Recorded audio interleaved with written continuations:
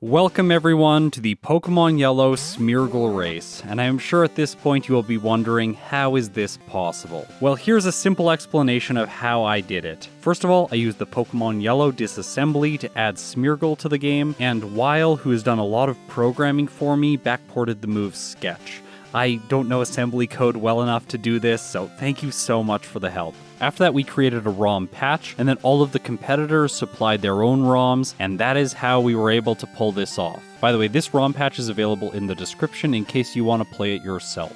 Now, Smeargle is basically the perfect Pokemon to do a race video in because all of the strategies are going to be so different. This thing really inspires creativity, and so I am expecting many different strategies from all of the competitors. And so I think it is time to talk about who they are. Unlike the Parasect video, I'm not going to have time to mention everyone, so let's just go through a few notable names. Of course, we have the defending champion, Ike the Killer. I am so curious what kind of strategies he is going to sketch up with his Smeargle. After that, we have the runner-up from the Parasect race, Gym Leader Matt. I am sure he is ready for some revenge after he lost to a critical hit during the champion fight in the previous video. Autoton Sorgalist is back. He was 3rd place in the Parasect race, and I am sure he wants to improve his results this time around. We have Speedrunner 0218, the Porygon champion, and Vanman, the Porygon runner-up, and of course, I will be once again playing. Beyond that, I also encouraged people to do a lot of meme plays and novelty runs with Smeargle, so don't worry, Cronast and Gigalechu are both back for more Bide shenanigans too. So now let's get into the rules for this race. I'm going to take my time and explain each one in detail. This is just because there is a lot of nuance, especially when you're using a Pokemon as unique as Smeargle. Rule number 1, only Smeargle in battle.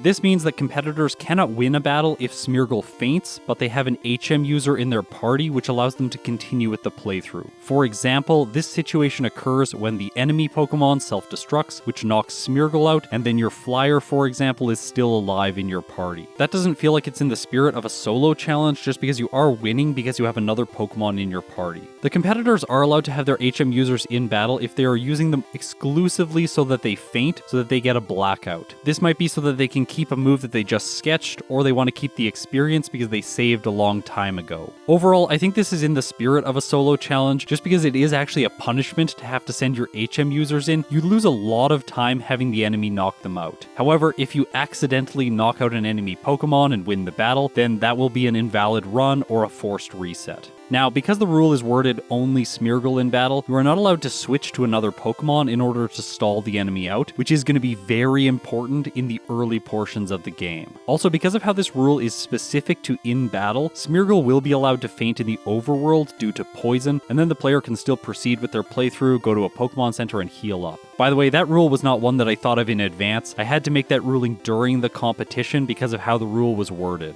I think in the future, I probably will force players to use antidotes to cure poison because I think that you should be punished if you don't buy these in advance. Anyways, for this challenge, just know that the rule is allowing players to black out in the overworld due to poison. Okay, so that's it for rule number 1. Rule number 2 is no items in battle, except balls and dolls. And you can only use your balls and dolls in specific situations. Pokeballs are allowed to catch HM users only. They cannot be used to stall the enemy Pokemon out. Also, Pokedolls can only be used to skip the Marowak in Pokemon Tower. They can't be used in any other situation. Rule number 3, no glitches, exploits, or RNG manipulation in the overworld. The reason that I specify in the overworld is because glitches are so prevalent in battle in Generation 1 that it would basically be impossible to play the game if I banned these. Also, if you've been a longtime viewer of this channel, you will know that the badge boost glitch actually makes things more strategically interesting, and I am really curious how players are going to utilize something like that to their advantage in this challenge.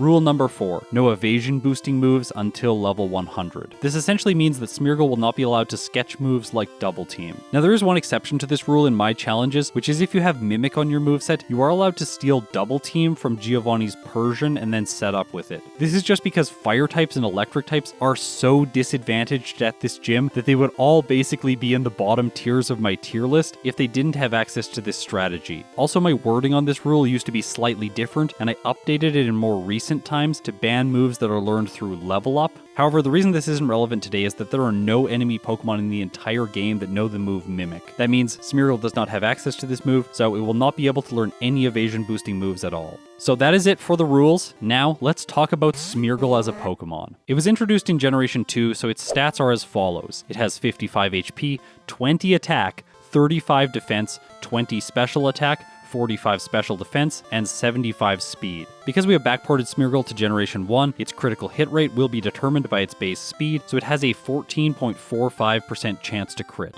Now in Generation 1, the special stat is a combined stat. It acts both offensively and defensively, so I had to choose if I was going to take Smeargle's special attack or special defense and use it as its special. And in this case, I decided to use its special attack, and hear me out on the reasoning. I think that if I had given Smeargle's special defense as its special stat, then most players would be incentivized to use special strategies. So for example, sketching moves like Thunderbolt or Bubble Beam in order to use special moves throughout the playthrough, because its special is already better than its physical attack. By using its special attack stat, which is the same as its physical attack stat, we are going to get overall more diversity of strategies in this race, and obviously that is going to keep things way more interesting for all the competitors as well as for everyone viewing at home. Now, Smeargle is a mono-normal type, so it is only weak to fighting types, and the only major trainer in Generation 1 that is a fighting type specialist is actually no one. There is not a single major trainer battle with a fighting type specialist. Yeah, so Smeargle should obviously have an easy time throughout this entire game. There are not going to be any unexpected resets anywhere. Okay, so now let's talk about Smeargle's move pool. It learns Sketch at all levels that end in 1. So it starts with an instance of Sketch, and then it gets Sketch at 11, 21,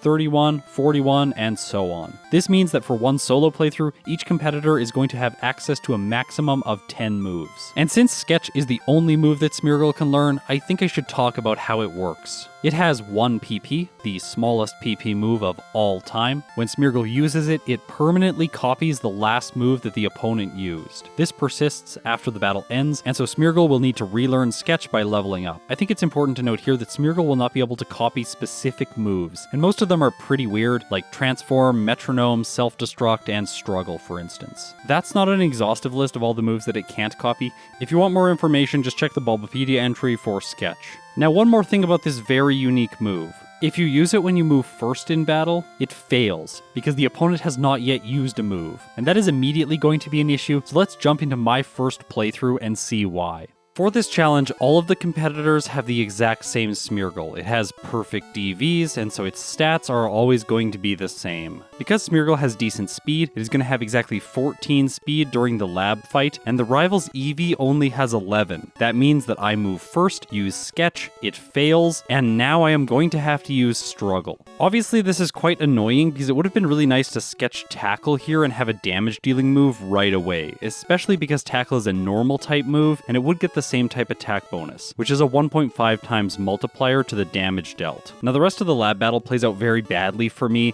I am going to lose here, which means the rival is going to be using the Vaporeon team throughout the rest of the playthrough. I will note that you can win here. It's kind of uncommon, whereas the more common outcome is that you lose. That means for the majority of competitors, they are going to be facing Vaporeon today. However, some players are going to reset until they get the luck they need to win this battle so that they can face a certain evolution. Later on in the video, I'm going to talk about the differences between all of the rivals' team and why you might want to choose one of them over the others. Alright, so as I journey out onto Route 1, let's talk about the only way I am going to be able to sketch a move, and that is by the opponent moving first. So I'm going to need to be able to find a Pokemon that has more than 14 speed that has a move that I want. As this was my first playthrough, I decided to go for what I thought was the easiest solution to this problem, and it was also the move that I ended up sketching in my Generation 2 playthrough with Smeargle. After delivering Oak's parcel, I head out onto Route 22 to face the rival. Here he has a Spearow with 19 speed, and it also knows the move Peck. I figured that this was the perfect starting move because Peck is a flying type move, and it deals super effective damage to all of the bugs in the forest. This is going to dramatically accelerate Smeargle's training in the early section of the game, which I think is advantageous because I'm going to need a lot of levels to defeat Brock. So it gives me a quick route to level 11 where I can get my second move, and right now I have my eye on Sand Attack. It's going to be the best solution for Brock when I have a move that is not very effective against him. It will let me lower Brock's accuracy and also stall Onix's Bide. Also, I am more likely to win with Peck because it does have 35 PP, so it can last for a very long time. Unfortunately though, this move move isn't all good because it has base 35 power, and when that's divided by 2 because Brock's Pokemon resist it, that's only 17.5 effective power. Also, the thing that I learned in this first run, which we are going to basically stop watching now, hopefully in the future I will do a video talking about this first attempt because it was absolutely painful, and that is largely because Peck falls off so hard. Yes, it is fantastic in the earliest portions of the game, but once you reach Cerulean City, this move is basically trash. You do have some other options available to you by that point in the game, but overall your choice is starting to get quite constrained because you've used 2 of your sketches, so you'll be able to sketch a move at level 21, but the move that you sketch at that point in the game is very critical to defeat a lot of major battles. So overall, Peck ended up creating more problems for me, and immediately after my first playthrough, I was just like, this move is not the move to go for. So what are the other options in the early game? Well, I assume that many of you are thinking about the early Pidgeys in Pokemon Yellow that are high levels. On Route 1, there is a level 7 Pidgey, and then in the forest, there are level 8 Pidgeys, as well as a level 9 Pidgeotto. Running into these wild Pokemon could give Smeargle the option to learn the move Gust. Here we're watching footage from my second playthrough as I'm searching for a Pidgey in the forest. Funny thing is, I leveled up a little bit to level 6, giving my Smeargle 15 speed, and when a level 8 Pidgey finally shows up, it also has 15 speed. So to make this strategy possible, you would have to lose the lab battle to be able to consistently sketch Gust. Also, unfortunately for me, this Pidgey has a chance of using Sand Attack, so getting Gust isn't a guarantee. Now I should mention that in Generation 1, Gust is a normal type move, it has base 40 power, so with Smeargle's normal type, it is going to get the same type attack bonus and have an effective power of 60. Also, it has 100% accuracy and 35 PP, so overall it is a better move than Peck to have in the early game. However, the method to obtain it is just far too inconsistent, especially for a race like this. All of the competitors only had 4 days to do runs, and I think that burning time looking for the perfect Pidgey luck is just not a good strategy. By the way, I decided to discard this second playthrough when a Pidgeotto showed up, and then I sketched Sand Attack instead of Gust. Yeah, this ended 7 minutes of complete frustration trying to get Gust. So what are my other options? Well, if I lose the rival battle in the lab, then Smeargle will have 14 speed. I can head all the way to the end of the forest, running away from every wild encounter on my way, and face the mandatory bug catcher. His Caterpie is level 10, and it has exactly 15 speed, meaning it will move first and use either Tackle or String Shot. However, because this is a trainer battle, I can just reset over and over until it uses Tackle on the first turn, and I'm able to sketch it. This is a normal type move with base 35 power in Generation 1, and that gives it 52.5 effective power with the same type attack bonus. This will be 26 power against Brock, which is better than Peck. However, there are some big drawbacks here. Number one is the fact that it has 95% accuracy. We all know the rule. If it isn't 100% accurate, it's basically Dynamic Punch. I think another drawback here is the fact that I've had to run away from wild Pokemon. It would be really nice if I could just fight them and gain the experience because I'm gonna need to level up for Brock eventually anyways. So are there any other options available to Smeargle this early on in Pokemon Yellow? Well, immediately I thought about the Mankey that appear on Route 22 because I thought that I could sketch Low Kick from them, and that would give me a great option to defeat Brock at a low level. However, in Yellow version, Mankey learns Low Kick at level 9, so none of the Mankey here will know it. I also thought about potentially sketching a move from the Nidoran line, like perhaps Horn Attack or Double Kick. However, Nidoran male learn Horn Attack at level 8, so none of them in the early game have this move, and Double Kick comes even later on at level 12 for both Nidorans. So unfortunately, both of these moves are also not options. Of course, in the forest there are no wild Butterfree, so I can't get Confusion, and all of the Rattata that appear in the early game are slower than Smeargle, and they don't know Quick Attack yet. Now I could take Sand Attack as my first move, but this really doesn't make that much sense. I need a move that deals damage so I can actually train against Pokemon. So I wonder if any of you have figured it out yet. There is only one move that I'm going to be able to sketch consistently, and that is Scratch. If I head all the way to the Pewter City Gym, I can fight the Junior Trainer, who I lovingly refer to as the Lightyear's Junior Trainer. By the way, he has got official channel art now, specifically because of this video. His first Pokemon is Diglett, and this thing is known for its speed. It has 23, which means I can train against earlier Pokemon, then fight the Diglett, and Sketch Scratch, which is its only move, so obtaining this move is a guarantee as long as you're slower than the Diglett. And Smeargle is all the way up to level 9, then at level 10 it becomes Speed Tied, and at level 11 it outspeeds. Now Scratch is a fantastic move for the early game because it has base 40 power, 60 effective power with Stab, and so it's going to have 30 effective power against Brock's Rock-type Pokemon. Also, it has 100% accuracy, so by far this is the best normal-type move in the early game, and it is the easiest to obtain. Here I'll just mention that in the top left of the screen, under the Smeargle's moveset, you'll be able to see the competitor's name. Also, each overlay is going to be colored slightly differently, that way we can better differentiate between different footage. So I think it makes sense to start with the defending champions footage, so let's jump into Ike the Killer's early game. So right away there is something here that we haven't seen before, which is the fact that Ike's Smeargle actually ends up defeating the rival in the lab. It is very close though because his Smeargle survives with 1 HP. However, that does mean it gets the experience from this fight, which levels it up to level 6 right away. I should mention that this is a speed advantage in the early game because now he doesn't have to train from level 5 to level 6. However, this does mean he's going to end up facing the Flareon or Jolteon team, and honestly, usually both of those teams are stronger than the Vaporeon team. The only way the game differentiates between those two teams is based on the rival on Route 22. So if you skip that fight, the rival will choose Flareon, and if you defeat the rival there, then the rival will choose Jolteon. This is an important choice that every competitor is going to have to make if they defeat the rival in the lab.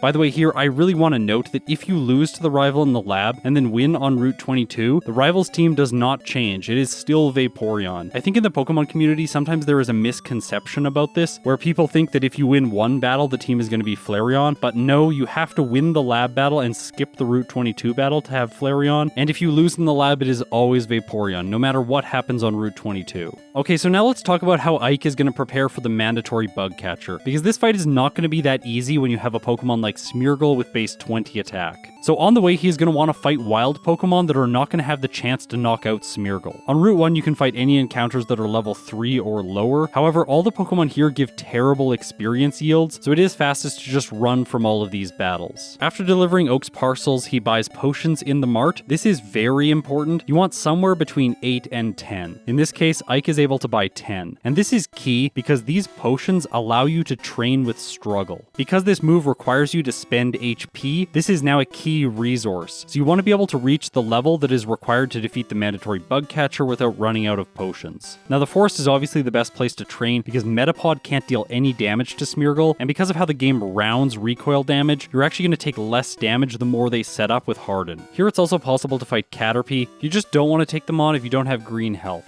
Overall, Pidgeys should be avoided, damage from Gust is just too much, and Sand Attack is really annoying if you're fighting a Pidgey that is level 6 or higher. Ike is going to avoid all of the trainers and grind up to level 8, and then take on the mandatory bug catcher. Now during this fight, I want to mention the fact that this Caterpie is kind of inconsistent. It is either using String Shot or Tackle. However, at level 8, this fight is not guaranteed. It is possible to lose here, but you have a pretty good chance of winning. However, just one level lower at 7, this fight is completely unadvisable. Smeargle is not going to do well. Now in this fight, he just barely squeezes through. If the Caterpie had used Tackle on the final turn, I think he would have lost. Still, fighting the mandatory bug catcher at level 8 is by far the most common approach between top ranked times. However, there is another approach, so let's switch over to my footage. Instead of facing the bug catcher at level 8, I'm going to grind all the way to level 9, which gives me slightly more HP and defense. Fighting him at this level won't level me up to 10, so I still underspeed the Diglett in Brock's gym. Also, after the fight is over, I use a potion. This way I can fight encounters as I exit the forest. By the way, these will also not level me up to level 10, so I'm still going to be able to get Scratch from the Diglett. And here we are going to switch over to Van Man's footage because I want to talk about Blackout training. This is a technique that I actually learned from watching his videos. Essentially, what you can do is continuously go back, face the Diglett, knock it out, and then get knocked out by the Sandshrew. This way you are gaining 156 experience from the Diglett every time, which is trainer boosted experience. By the way, if you didn't know, trainer Pokemon give 1.5 times the experience you would get if that Pokemon was in the wild. Also, I do want to mention here Van Man's creative nickname for Smeargle. If you notice some of the other players just having an A or a single character for their nickname, this is because they were trying to save time. Every time the game needs to render more characters, it has to take frames to do that, so longer nicknames actually end up being slightly slower. And I mean slightly slower, like somewhere around 12 seconds for an entire playthrough. It is honestly not that much. However, when competing, a lot of these players want to squeeze out every small advantage that they can. Me included, I just use a single character nickname as well. Okay, so here I should mention that this form of training is incrementing the reset counter, and that is specifically because I've set it up so that blackouts also count as resets. Think of this more as the number of times Smeargle has failed in a battle. Okay, so I want to take some time to compare this approach to just grinding in the forest against wild Pokemon. For example, the common encounters in there are level 3 Caterpie, which gives 22 experience, a level 4 Caterpie, which gives 30 experience, and a level 4 Metapod, which gives 41 experience. So assuming you beat Metapods exclusively, which give the best experience yields, you would only be getting about 160 experience for 4 battles. And that requires walking time in the overworld as well to find these encounters. Usually an encounter is going to take somewhere between 6 and 10 seconds, so battling 4 Metapods could take anywhere from 25 to 50 seconds. To contrast that with the Blackout training method, I timed some of my runs, and it turns out that each iteration of this Blackout takes about 22 seconds. So overall, this is the fastest way to level up Smeargle. I want to mention that overwhelmingly for most competitors, this is the choice for Smeargle to take it up to level 12. At this level, Smeargle is doing enough damage that it finally defeats Sandshrew, and obviously this level is not enough to defeat Brock, so we have to go back to the forest to train more. However, because we have passed the level 11 threshold, all of the Smeargles now have another sketch available to them, and this is where the creativity really takes off. So not everyone participating in this community event went for the best possible times. Some people wanted to do novelty playthroughs, other challenges with Smeargle, or they wanted to do some meme plays. So let's talk about some of these strategies. First up, for the second sketch, there are people that chose to sketch Bide. Yes, Bide. For example, here is Hydro. He did a novelty run where he sketched only TM moves, with the exception of Tackle, because you do have to have another move in order to sketch a TM move. In this case, he's taking Bide from Brock's Onyx, which is the only place you can get this move. And unfortunately for Hydro, this is not a particularly good move for him. But for Cronast, this move is perfect, because once again he is back doing a Bide challenge. This time,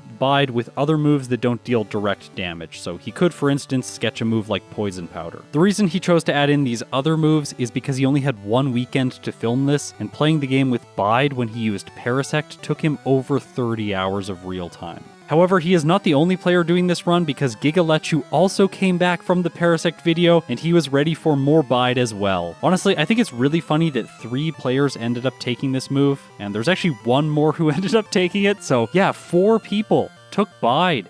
Very interesting. Cody Smith 73 took a completely different approach though, and this is a really fun way to use a glitch to sketch an amazing move. So first of all, he had to sketch Leer as his initial move, which is an absolutely awful starting move. This is because by using a status move, he can buy time for an enemy Pokemon to choose a different move, and then use his second sketch on that move. However, in order to encounter the Pokemon that he wants to fight, he has to do some setup. So first of all, he buys an escape rope, then he heads back into Viridian Forest. Here he saves, he opens the menu before this trainer walks towards him, and usually he's gonna reset here because, by the way, he has to execute this maneuver on 4 times speed. There was no way to slow the game down with this race setup. When he finally pulls this off, he can open the menu and use an escape rope before the trainer catches him. Then the trainer's little exclamation mark shows up and he teleports away. And after that, things get a little bit weird. He heads back to Viridian Forest, and here he is looking specifically for a level 5 Caterpie. After he finds it, he runs away and tries to leave Pewter City, being escorted back to Brock's gym. After that, he goes back to Viridian Forest, and this triggers a glitch encounter with a level 7 Nidoking. Now this glitch is usually used to make level 100 Pokemon show up, but in this case he wants a level 7 Nidoking specifically so that it's not going to knock out his Smeargle. This way he can use Leer until the enemy uses Thrash, and then copy this base 90 power stab move with his second use of Sketch. Honestly, this is such an interesting way to play the early game, and of course glitches are banned for the primary race, but I wanted to include this footage because it is so cool. By the way, there are a lot of other cool moves that can be obtained with this same glitch. People talked a lot about potentially grabbing Nightshade from a glitch Gengar, for example. Anyways, that's it for novelty runs for now. Let's get back to the race. So what are some options for a second sketch for everyone competing? Well, let's talk about the first category of moves, which are moves that lower the opponent's defense. In this case, I'm talking about Screech and Leer. These are specifically good because they can lower Brock's defenses, which makes him easier to defeat. Leer is of course easier to obtain, you just have to fight a Pokemon that knows it and not knock it out with Scratch. This is the approach that Rekia takes. He's doing this specifically so he has an option against Brock, then he can use Leer twice on the Geodude and knock it out with Scratch. Then against Onix, every time it uses Bide, he can set up Leer, stalling the Bide counter out and also giving him more damage when he finally starts attacking again. By the way, watching this fight is so tense because his Smeargle is level 14. Most people go into this fight at level 15, and yeah, he has red health as well, so I was just waiting for him to get knocked out. I thought that when Onix went for tackle here, it would take the Smeargle out, but it survives with 1 hit point, and surprisingly, he finishes Brock off, getting a 14-minute and 55-second split. Honestly, that's pretty good for a normal type that only knows Scratch and has base 20 attack. Now let's talk about the other option, which is Screech. To steal this move, Aryuha has to battle Brock. They need to defeat Geodude and then go up against the Onix. Once it uses Screech, they can sketch it, and this allows them to set up and then do more damage as a result. Unfortunately though, Smeargle only has 1 HP left over when it finally gets Screech. I was gonna call this one a Blackout as well, but once again, I cannot believe it. Onix just uses Bide and Screech for the rest of the fight, giving Aryuha a 13-minute and 55-second Brock split. So that is exactly 1 minute faster than Rekia using Leer. However, I think it's worth noting that both of these strategies do require some luck. So let's talk about a strategy that requires a little bit less luck. For this one, Adair is going to be utilizing another one of Onix's useful moves. In this case, Bind. This of course is a trapping move, and in Generation 1, the opponent cannot select a new move if they're trapped. This means if the Pokemon using the trapping move outspeeds the opponent, it can endlessly trap its foe. In this case, the Onix only has 23 speed, which is actually the same speed as the Junior Trainer's Diglett from before, so Smeargle is moving first. Once it steals Bind, it can trap the Onix, and after that is basically just a waiting game until Brock is defeated.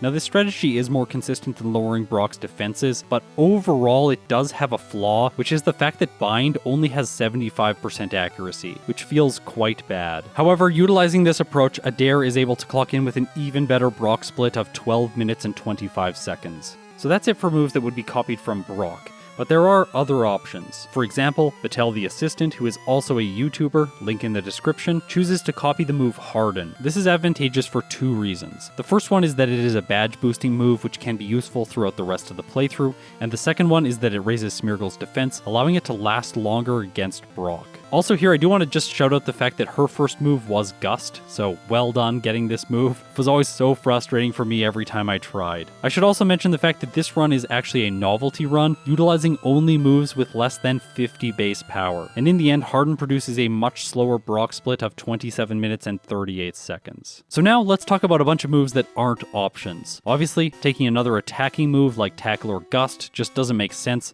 especially if you have Scratch. Growl doesn't make a lot of sense because I don't know if you know, but this move is quite bad. Defense Curl is not possible because Brock's Geodude doesn't know it in Yellow version, after all it is 2 levels lower, and that leads us to our most popular second sketch. I think that Auto Tonsorialist put it best. He said, join the dark side with Sand Attack. And yes, today, most of the players are going to be doing this. After all, this move is absolutely fantastic for this challenge for 3 specific reasons. Number 1, it provides a way to beat Brock. Number 2, it can be used to stall the opponent's Pokemon until they use the move that you want to sketch. Here, I should clarify that the move doesn't actually have to hit in order for Sketch to copy it. So this actually makes Sand Attack a much more reliable means to sketch other moves. And finally, number 3, it can be used against Pokemon that are annoying to cut their consistency. And believe me, this is very important for some players. Now here I want to examine the details of Otto's early routing. And that's because he doesn't choose to Blackout train against Diglett. Previously I showed you that this is the most efficient way of training in the early game, however, he has a different goal in mind. So he heads back to the forest, and he's going to fight all of the wild Pokemon that appear here, while he backtracks through this area, fighting all of the trainers that he missed on the way. For most players, this is how they are going to do it, however they are going to start this training after they finish their Blackout training.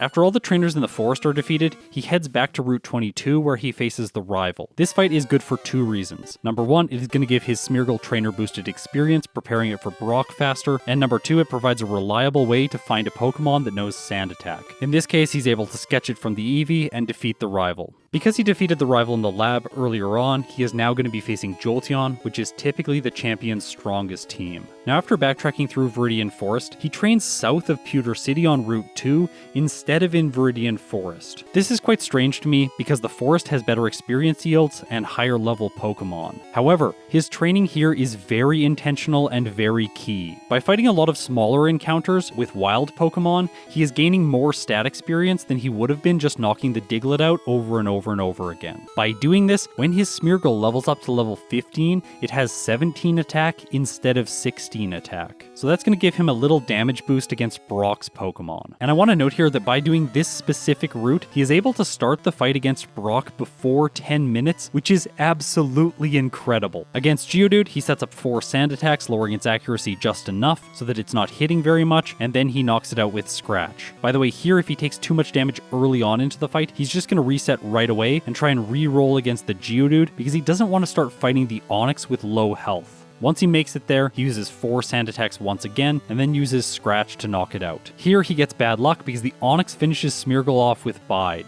This is a result of the fact that he used 4 sand attacks right away. The alternative strategy would be reactively stalling Bide. Whenever the Onix goes for Bide, that's when you use sand attacks, and other than that, you just attack. However, by using the sand attack first approach, he is able to defeat Brock, getting the best Brock split so far of 11 minutes and 53 seconds. So, Otto is in the lead. By the way, in the Discord, there was a lot of discussion about what a good Brock split was. The general consensus was somewhere between 10 minutes and 15 minutes. It is certainly the case that most players fall within this range. Zeldafan, a returning player from the Parasect race, gets a time of 11 minutes and 29 seconds. This is the second best Brock split. Austin, a new player, gets 11 minutes and 31 seconds, the third best Brock split. Speedrunner 0218, the Porygon champion, gets a Brock split of 11 minutes and 43 seconds. So all of these times are of course better than Otto's time, which was 11 minutes and 53 seconds, so he's not in the lead anymore. I do think it's worth noting here that anything under 12 minutes is very good. Times over 12 minutes are also still good, so Pum with 12 minutes and 2 seconds is still in the race. Uran 10 with a time of 12 minutes and 4 seconds is still doing well.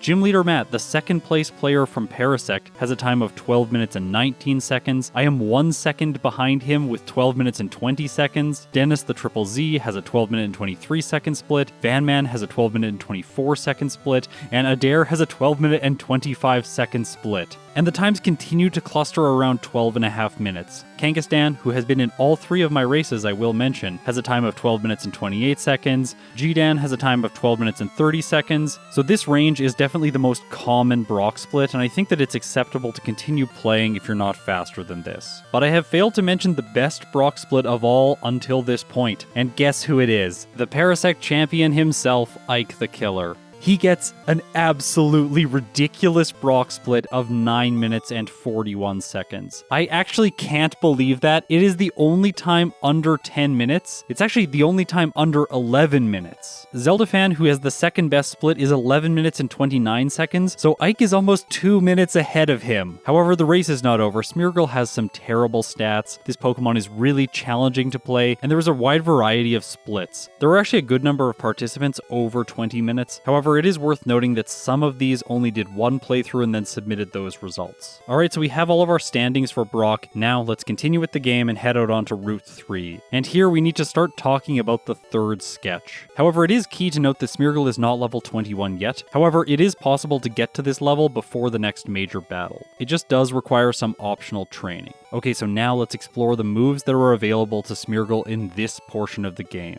The first one is Horn Attack, which can be found on Route 3 on this Lass's team. I think it's worth noting that you'll have to grind on most of the trainers on Route 3, as well as some trainers in Mount Moon, and then backtrack to get this move. This strategy showed up very late into the race, and I actually attempted it in my very last attempt. I was literally filming this at 10:40 p.m. right before the deadline, which was at midnight. Unfortunately for me, this attempt was a failure. I didn't end up getting a personal best. However, I do use Horn Attack. It's a pretty good move. It has 100% accuracy, 65 base power, giving it 97 effective power after the same type attack bonus. It has no secondary effect, and that is kind of unfortunate because there are going to be better options with secondary secondary effects. It also really speeds up the Nugget Bridge section of the game because using a move like Scratch or Bind there is incredibly slow. Also, because of its decent base power, it's useful for a large portion of the game, whereas moves like Scratch, Peck, and Bind are falling off really quickly. Now here I want to mention Refined Hornet. His submission was the only one that has Horn Attack as part of its moveset. Unfortunately for him though, he chose Peck and Harden earlier on in the playthrough, so he's not going to have a competitive time. However, Horn Attack is another physical move, and I'm sure there are a bunch of you thinking that special moves are incredible in Generation 1. Plus, the special stat is a combined stat, and that makes it very powerful when put in combination with a move like Growth or Amnesia. So let's talk about special moves and how they could be incorporated into Smeargle's set. The first one that we're going to go over is Vine Whip. Durstuck chooses to take this from the lass in Mount Moon who has an Oddish and a Bellsprout. It's quite easy to get to level 21 by this point, you just have to fight most of the optional trainers to this point in the game.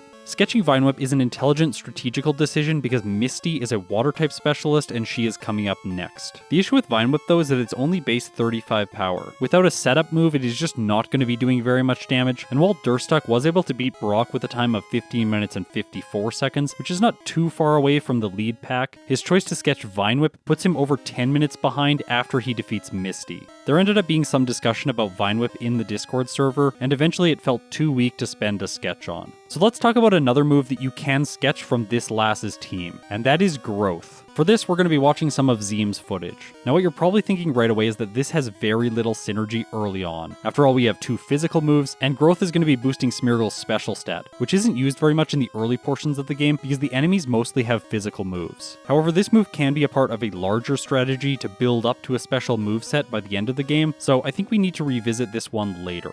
For now, its only utility is setting up the special stat against like Misty and Surge, and also to badge boost the attack stat with Brock's badge. Okay, so for the third option, we have considered a physical option as well as two special options, but what about a status option? And Bunfire Bloopy's footage is perfect to show this off. In Mount Moon, she grabs the HP up, then the rare candy, and uses it to take Smeargle up to level 21 where it learns Sketch. Then she can fight this lass who has a Clefairy which knows Sing. Now I assume at this point you are probably like, Scott, Sing has 55% accuracy. This is an absolutely terrible idea. Yeah, I know, but just hang in there with this footage. She defeats the Super Nerd and then uses an escape rope to teleport out of the cave. Then she backtracks to Pewter City, sells the HP up, and buys Pokeballs. Weird, right? After that, she heads into Viridian Forest. There is this glitch message which says, I came here with some friends, and Mew appears. Honestly, this is a pretty cool glitch. Now, in Generation 1, you can actually miss the Pokemon with a Pokeball if it doesn't have a status condition, so she's using Sing to ensure that the Pokeball can actually catch Mew. And by the way, this is a Mew % novelty run. Her personal best catching Mew ends up being 21 minutes and 30 seconds. So this is a really neat fun approach to this first section of the game. However, ordinarily, Sing is not going to be useful for these playthroughs, so let's move on. The next move that could end up being quite useful is Bite. Against Jesse and James at the end of Mount Moon, Otto is going to be sketching this move.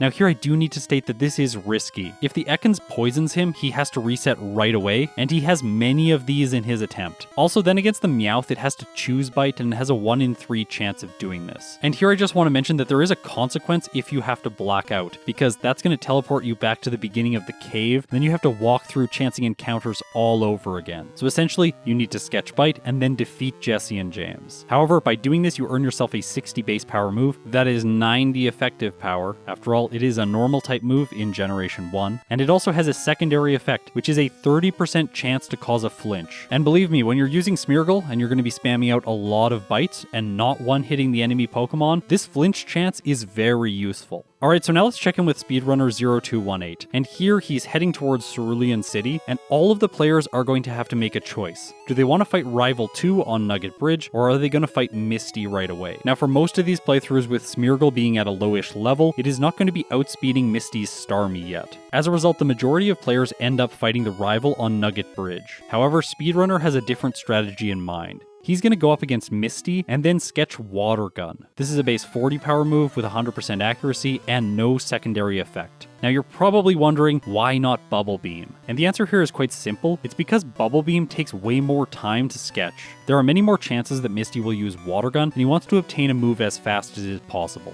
To contrast this approach, Steve M Plays ends up sketching Bubble Beam. Now, he wrote me an email with his submission, which specifically stated that they were working on this route together, and they ended up changing Bubble Beam to Water Gun at the last minute, but he didn't have enough time to refilm his run and make this update. So in this case, he's going to be running with Bubble Beam instead of Water Gun. This move has 65 base power, 100% accuracy, and a 33% chance to lower speed. Now, both of these Water-type moves are going to play into a larger strategy, which is a special-centric strategy, and we are going to talk about that one extensively later on. Also, it's worth noting here that a Water-type move solves a lot of the upcoming threats. So for example, it is going to give Smeargle a counter to the Hiker in Rock Tunnel with 3 exploding Pokemon, and it also provides a move that is not a normal-type move so that they can knock out ghosts in Pokemon Tower. Alright, so those are the strategies that sketch moves from Misty. Now, let's talk about Rival 2. This is a higher risk, higher reward strategy. The rival's third Pokemon is Rattata, and it knows the move Hyper Fang, which is base 80 power, giving it effective 120 power after stab. It has 90% accuracy and a 10% chance to flinch. However, the reason this strategy is risky is because the Rattata doesn't have to use Hyper Fang, and also Smeargle needs to make it through a gauntlet of Pokemon to be able to get to Hyper Fang. First of all, the Spearow can lower your attack stat with Growl or crit with Fury attack, and then the Sandshrew can use Sand attack, preventing you from hitting. However, in this case, Austin manages to sketch the powerful normal type move and still defeat the rival. Now, if the player is patient enough, there is another fantastic normal type move coming up a little bit later in the game. So after defeating the rival on Nugget Bridge and heading to Vermilion City, the user can go to the SS Anne, and by the way, here we're watching footage by the player Dom, and he customized his Smeargle, which is really creative. Nice. In this location, you go up against the rival again, and here his Sandshrew has learned a new move, Slash. This is a high critical hit rate normal type move, so it gets the same type attack bonus, and because Smeargle has 75 base speed, this move is essentially always going to crit. There's a 1 in 256 chance that it will not crit, and that's a bug, but anyways, it's pretty much a guaranteed crit, and that is almost going to double its effective power. By the way, the overlay is calculating in the crit modifier when displaying Slash's power. This modifier is actually dynamic in Generation 1, and we don't have a lot of time to go into exactly how it works, but as the Pokemon levels up, the crit rate increases. Either way, it gives Smeargle an effective power of just under 200, which is absolutely fantastic. Plus, you can skip Misty and come here before fighting her, and I don't think I need to state to all of you just how broken it is obtaining a move this powerful before the second gym. This was the original strategy that I used in my first original Smeargle playthrough. However, it has some disadvantages, so let's talk about another way to use the third sketch. In my officially submitted playthrough, I keep Scratch and Sand Attack all the way through Nugget Bridge. Now, I really need to state here that this is so inconsistent. It is very frustrating fighting the rival on Nugget Bridge. His Spearow and his Sandshrew are so bad. However, I have Sand Attack, which can ruin their accuracy on some of their most important moves. In Generation 1, the AI has a debuff on all moves that lower the player's stats. This is an accuracy debuff that lowers the accuracy of moves from 100% down to 75%. Actually, what it's doing is multiplying the accuracy by 0.75. So in this case, both Growl and Sand Attack have 75% accuracy, which is a relief because these moves are so annoying. Especially when my only damage dealing move is Scratch against Sandshrew, which has high defense. The nice thing is that I have Sand Attack, and once you use this in Generation 1, the accuracy of the AI is dropped to 0.66, and this is multiplied by 0.75, so these moves are even less accurate. This, in combination with a lot of luck, allows me to beat the rival on Route 22 and proceed with the race. Normally I would get about 1 reset there, but today I was lucky. Now, as I journey out onto Nugget Bridge, I want to mention a few more problems that Smeargle faces in the short term. There is this lass who has a Pidgey and a Nidoran female. The Pidgey knows Sand Attack and it comes out first. Once you defeat it, the Nidoran female has decent defense, and it also knows Double Kick, which is super effective. Then after defeating the next trainer, there is another lass, and she has essentially the exact same team, but both of the Pokemon are 2 levels higher. And if you get through her without any problems, there is then the Mankey guy who was so annoying in the Porygon video. I actually can't believe that I haven't commissioned art for him next. Whenever I am running a normal Pokemon, I am terrified of the Mankey using Low Kick. In Generation 1, this is a 50 base power move with a 30% chance to flinch, and that is not fun to go up against. Especially when, I will remind you, my Smeargle only has Scratch. These 3 trainers could all give Smeargle resets, so I save in front of each one of them, preparing for that outcome. However, if all the trainers on these routes before I head to Vermilion City, they are nowhere near the most annoying. I actually have to backtrack to Cerulean City to heal because I run out of PP because I only have 1 damage dealing move. However, after that, I make it to this hiker, and I have to say, he is awful. His Geodude is much better than Brock's because it knows Defense Curl, and it takes forever to knock out only using Scratch. As a contrast, I am going to show you Gym Leader Matt's footage at the exact same time as we watch my footage, so that we can see how quickly the battle goes for him when he has Hyper Fang, and how slowly it goes for me when I only have Scratch. Alright, so this battle is absolutely painful, as you can see. Let's switch back to my footage, because Gym Leader Matt's fight has concluded, and now I want to answer the question, why would I put myself through this? Well, honestly, there are 2 factors here, and I do need to explain both of them. Number 1 is not related to the strategy of this race at all. I was very overworked when I was doing this playthrough. I had just spent 2 weeks focusing on the programming of the software and the testing of it to make sure it would all work when I distributed it to multiple players. Then concurrently to participating in the race, as well as doing general tasks like moderating the Discord and trying to upload new builds of the software every time a bug was identified. Going into the race, I scheduled it for 4 days because I figured that having a month-long race like Parasect would just make all of us really frustrated again. However, what I didn't consider is that I was packing a month's worth of administrative tasks into essentially 4 days. While I was playing the challenge and working on all of this stuff, I didn't really notice that I was really tired, but then by the time Monday came around and I spent 8 hours downloading footage because there was so much, I was essentially just not a human by the end of that day. This impacted my strategy because I was not nearly as detail-oriented as I usually am. So for example, throughout this playthrough, I'm just kind of using rare candies where I think I should use them, and I didn't really go into too much detail about figuring out exact spots where it makes sense. I didn't calculate a lot of damage ranges. I just tried to figure out when I needed moves and tried to play as well as I could in the overworld. However, I'm going to give myself a little bit of credit here because there is a second reason for why this is a good idea, and that is because I need a solution for both the self-destructing hiker and for the ghosts in Pokemon Tower. I'm essentially trying to not commit to another normal type move so that I don't have to over level before I head to Celadon City. What this allows me to do is use my 3rd sketch on Dig in Diglett's Tunnel, and this move is perfect for countering the 2 obstacles that I previously mentioned. Of course, a bunch of the previous routes solved this with Vine Whip, Water Gun, or Bubble Beam, but I think that utilizing Dig is the better choice because it is a physical move with 100 base power in Generation 1. And this move is something that I can keep until the very end of the game because it combos very well with Swords Dance. Plus, it essentially gives me a free win against Agatha. Now, to do this strategy, it is very important to skip Misty and come to Vermilion City without defeating her, which means after I've sketched Dig and defeated the rival on the SSN, then I can use Diglett's Tunnel to dig back to Cerulean City. This does require some backtracking because then I'm going to have to go back to Surge and fight him, which is a bit annoying, and I do lose some time in that way. I'm also losing time on Nugget Bridge because it takes forever to get through this area with just Scratch. However, there is another way to get Dig with your 3rd sketch. Adair arrives at the rival on Nugget Bridge with Scratch and Bind. This is perfect because his Smeargle outspeeds all of the opponent Pokemon, so he can just use the trapping move to quite consistently defeat the rival. It is slow because it takes many turns, however, this move is fantastic on the rest of Nugget Bridge, and it's also really good against the guy with his Geodude. While it isn't doing that much each turn, it is preventing the Geodude from setting up defense curls and taking even less damage. Overall, I would say the Bind strategy is a little bit faster through this section of the game, and then he can head to Diglett's Tunnel and sketch Dig.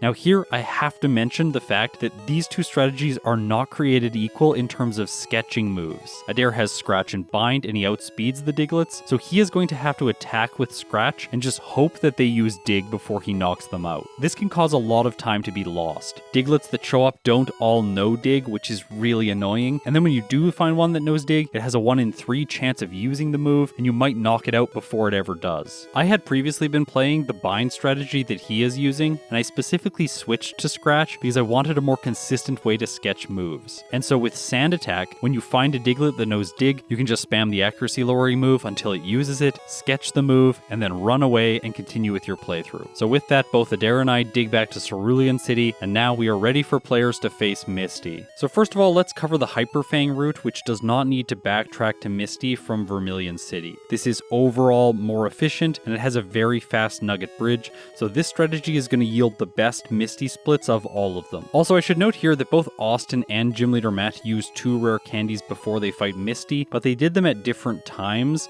Gym Leader Matt used the 2 rare candies before the rival on Nugget Bridge, whereas Austin uses them right before Misty to go up to level 28. At level 26, his Smeargle was speed tied with Misty's Starmie, but with these 2 rare candies, he is both over a damage rounding threshold and faster. Honestly, this battle is incredibly straightforward. He's able to 2-hit the Staryu, he uses Scratch on the second turn because of the accuracy, and then against the Starmie, he immediately goes for Hyper Fang, spamming it out 4 times in total, knocking the Starmie out. That gives him an incredible Misty split of 22 minutes and 49 seconds. This is the fastest time that any player was able to achieve to this point in the game. In second place is Zelda Fan with a time of 23 minutes and 43 seconds, so almost a minute behind Austin, and then almost a minute behind him is Ike the Killer, who actually clocks in with a good Misty split despite having a Scratch, Sand Attack, and Water Gun strategy. I really thought this one would be much slower in this split, but he's playing really well. After all, he did have a large advantage from Brock, which he's now burning here. Now I want to take this time to show you a slightly alternative Hyper Fang route, which is from Gym Leader Matt. He fights the gym trainers in Cerulean Gym before he fights the rival on Nugget Bridge. Then he's level 23, he can use 2 rare candies up to level 25 over a damage rounding threshold, making it slightly more consistent to sketch Hyper Fang. After he exits Bill's house, he is level 28, and then he can just crush Misty. This gives him a split of 24 minutes and 47 seconds. This is 5th place just after Zeem. Now Auto Tonsorialist is doing a very different strategy because he did a lot of training in Mount Moon and then sketched Bite from Jesse and James. Overall, this approach is a little bit slower because Hyper Fang is able to one-hit more Pokemon, but I would say it's more consistent because Bite isn't able to miss. He clocks in with a Misty split of 24 minutes and 59 seconds. So now let's compare this with the strategies that skip a powerful normal type move with the 3rd sketch. So using Bind, Adair has to go to the SSN before backtracking to Misty, and this does mean that he doesn't have to use any additional rare candies. With an outspeed on Starmie, he's able to just use Bind, and that's an easy path to victory, but this approach does come with a time cost. He clocks in with a split of 28 minutes and 45 seconds. Alright, so now let's look at my approach. Because I don't have Bind, my best option for dealing damage against Misty's Pokemon is Dig, and I do have Sand Attack as a backup just in case Starmie gets a little bit scary. In this case, it hits a Bubble Beam which gets a critical hit, but Smeargle hangs on with red health, and I finish her ace off. And I thought that here I was going to clock in with a slower Misty split than Adair would have, but I actually end up beating him. I get 28 minutes and 29 seconds. So in this case, Scratch is actually slightly faster than Bind throughout this section of the game. However, it is way less consistent, believe me. Now here I should mention Speedrunner's approach. Because he sketched Water Gun, he has to use Sand Attack and Scratch to defeat Misty, which is quite slow. This ends up giving him a 29 minute and 36 second Misty split. Now I wanted to check in here quickly with the Vine Whip strategy, so this is Durstuck again. Unfortunately for him, he runs out of Vine Whip PP against Misty because he used this move against the Goldeen trainer earlier on in the gym. That is one of the downsides to sketching this move because strangely enough, Vine Whip only has 10 PP. Like, why did the designers choose that? It's so weird, especially when Razor Leaf has 25 PP. Talked about this before on the channel, it's so frustrating. This means even with a super effective move, he is forced into using Sand Attack. And now you might be wondering, why not just fight Surge and sketch Thunderbolt and then use that against Misty after backtracking to her gym? And the reason is that that is impossible. You cannot cut the tree outside of Surge's gym without Misty's badge. So Misty ends up having to be the second gym leader that you face in any playthrough. So now with our players making it past her, let's check in with all of the splits. So what we're starting to see now is that there is a lead pack emerging. Everyone who used the Hyper Fang strategy here did take a small advantage. Most of their times are under 25 minutes, with the exception of Pum, who is at 27 minutes and 14 seconds, but he is still higher ranked than all of the other players that used other strategies. I'm in 9th place, Adair is in 10th place, and Speedrunner is in 12th place. But you might be curious what Van Man is doing because he is all the way in 15th place. So let's talk about his strategy. The reason this Misty split is so delayed is because he is going to sketch his 4th move before he fights her. He takes basically the same approach that I do to the Cerulean portion of the game, using only Scratch and Sand Attack. And here he is trained almost enough to be level 31, he trains a little bit in Diglett's Cave to 30, and then Rare Candies to 31. This allows him to grab Sketch, and then backtrack to Cerulean City, and on his way he is going to fight this guy who has a Butterfree. So I need to explain this battle in depth. First of all, I want all of you to look at Butterfree's move pool. It is so weird. This thing has no direct damage dealing move. It knows Poison Powder, Stun Spore, Sleep Powder, and Supersonic. So of course here his goal is to sketch Sleep Powder. However, this is a little bit more complicated than it looks. All trainers that have sleep-inducing moves in Generation 1 also have the AI modification, which means they will never use a sleep move once you have a status. So if Vanman Smeargle gets poisoned or paralyzed, the Butterfree will stop using Sleep Powder altogether and only prioritize Supersonic. However, he has Sand Attack, so he can lower the Butterfree's accuracy, then when it misses the sleep-inducing move, he can use Sketch to copy it. It is possible to lose some time in this interaction and have some resets, but overall it's not that slow when you have Sand Attack. Here as he backtracks to Misty, I'm sure you're thinking, where is Spore in Generation 1? And the answer is, in Victory Road, there is one trainer that has a Parasect that knows Spore. A lot of us talked about this in the Discord server, and it just felt too late into the playthrough to obtain this move.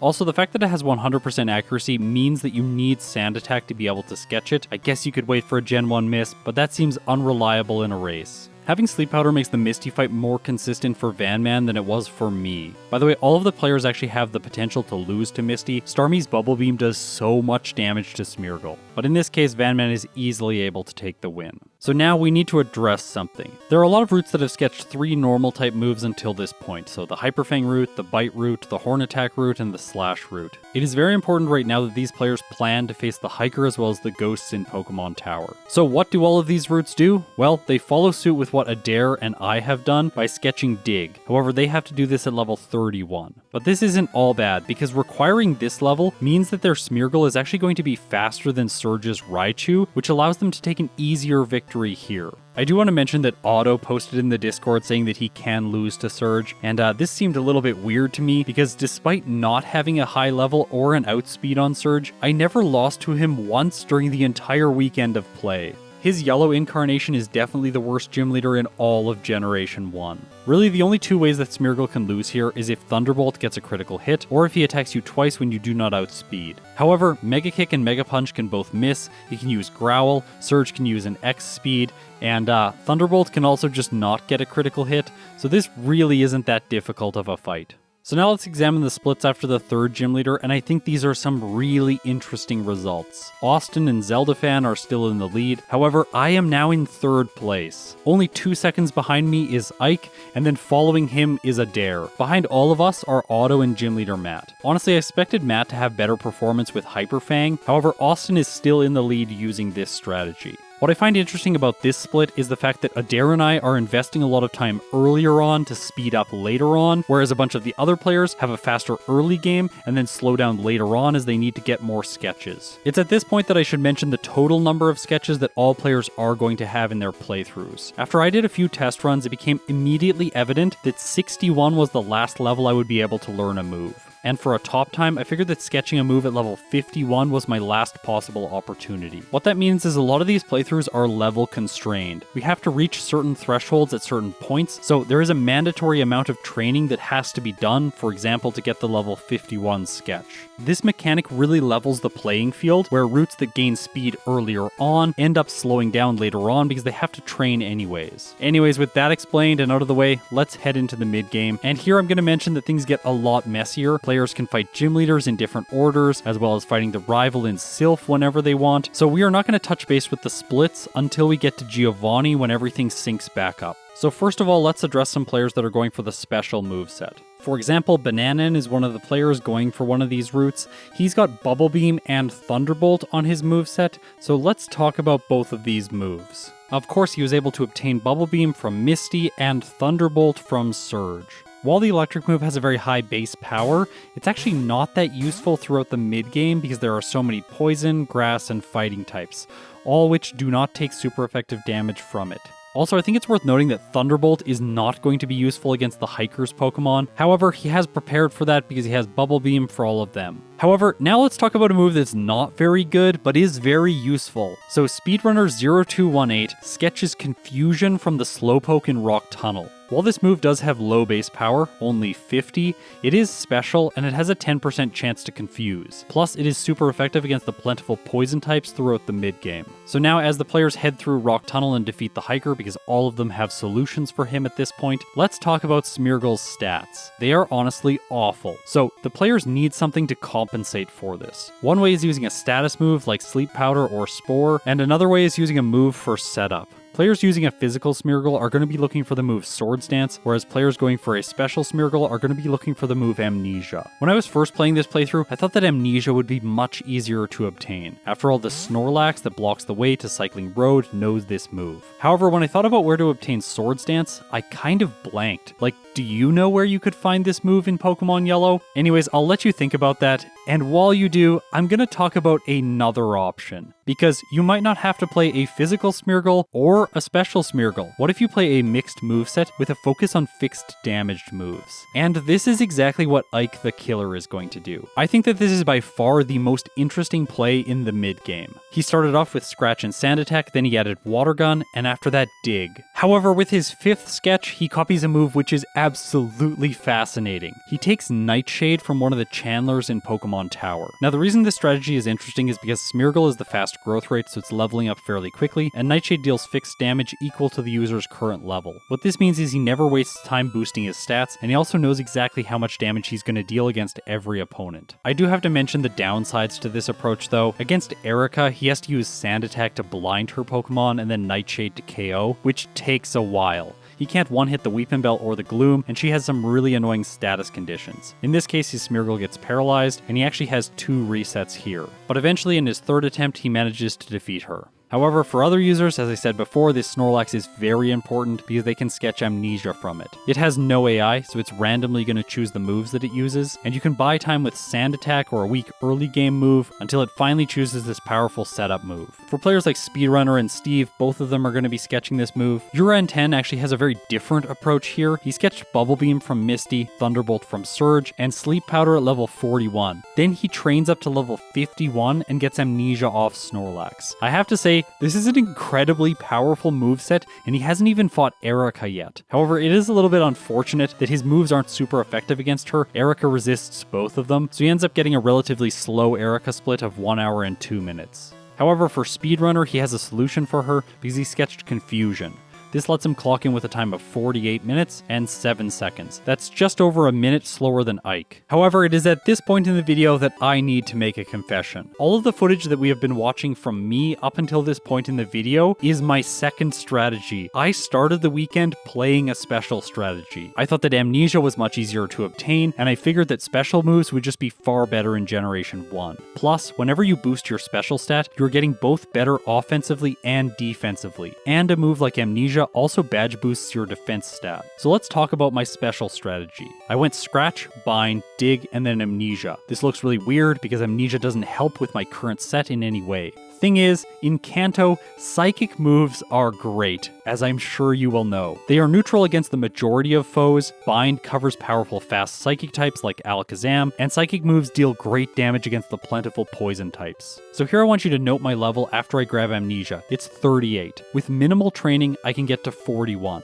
By the way, I had to Blackout while doing this training, which is really annoying and it wasted some time. Either way, I get 41, and then I head into Koga's gym. The guy by the entrance only has 1 Pokemon, and it is a Hypno that knows Psychic. I can use Amnesia to boost my special, meaning that I'll take less damage during this battle. That allows me to buy time, and then it uses Psychic, and I can now sketch this powerful move. This allows me to easily defeat Erica, getting Smeargle to level 44. This gives me access to Strength, meaning that I can use this field move to obtain a rare candy in the Warden's house, and now I have 7 in total. I use these immediately to go from level 44 to level 51, where I can learn another instance of Sketch. Okay, so now it is time to fight Koga, and the reason is I want to sketch Sleep Powder when the Venonat misses. I can use Amnesia to buy time, but this is still quite inconsistent. My metric for success here was that I wanted to have Psychic, Sleep Powder, and Amnesia all under 1 hour of time. Ideally under 55 minutes. In this case, I do get Sleep Powder under 1 hour, and then the playthrough gets very very easy. Koga is simple because I outspeed his entire team, I can use Sleep Powder to help me get set up, and then Psychic is super effective against all of his poison types. Blaine is next, I outspeed all of his Pokemon,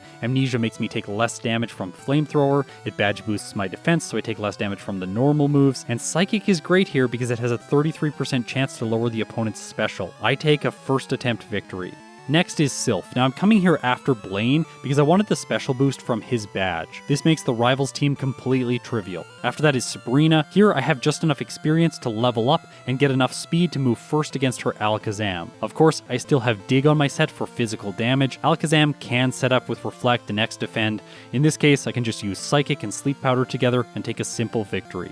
Okay, so there's only one gym leader left, it is Giovanni. I fight one additional optional trainer here, giving me 56, which is enough speed to move first against all of his Pokemon. This means Fissure can't KO Smeargle, I set up on the Doug Trio, and then I sweep. So I hope you see why I thought that this strategy would be absolutely dominant. If I had made a solo Smeargle video, this is how I would have played it. And by the way, this strategy gets better. However, I do have to note here, I got annoyed by the rival's Kadabra on Route 22. I didn't put it back to sleep, I was just trying to go really fast, and then it crits with Psychic bypassing my setup and knocks me out. Yeah, that is a really unfortunate reset, because this fight should be free. Anyways, now let's talk about why this strategy gets better. Before Lorelei, I have used 7 rare candies, so there are actually 4 more that I still can use. This gives me 1 more instance of Sketch right before the league, which is convenient because Lorelei is first, her Cloyster has Ice Beam, and its special stat is not great. This means I am going to sketch an Ice-type move here. Now the Cloyster can force resets with either a freeze or a critical hit, and I do have several here, but eventually I get Ice Beam and defeat Lorelei.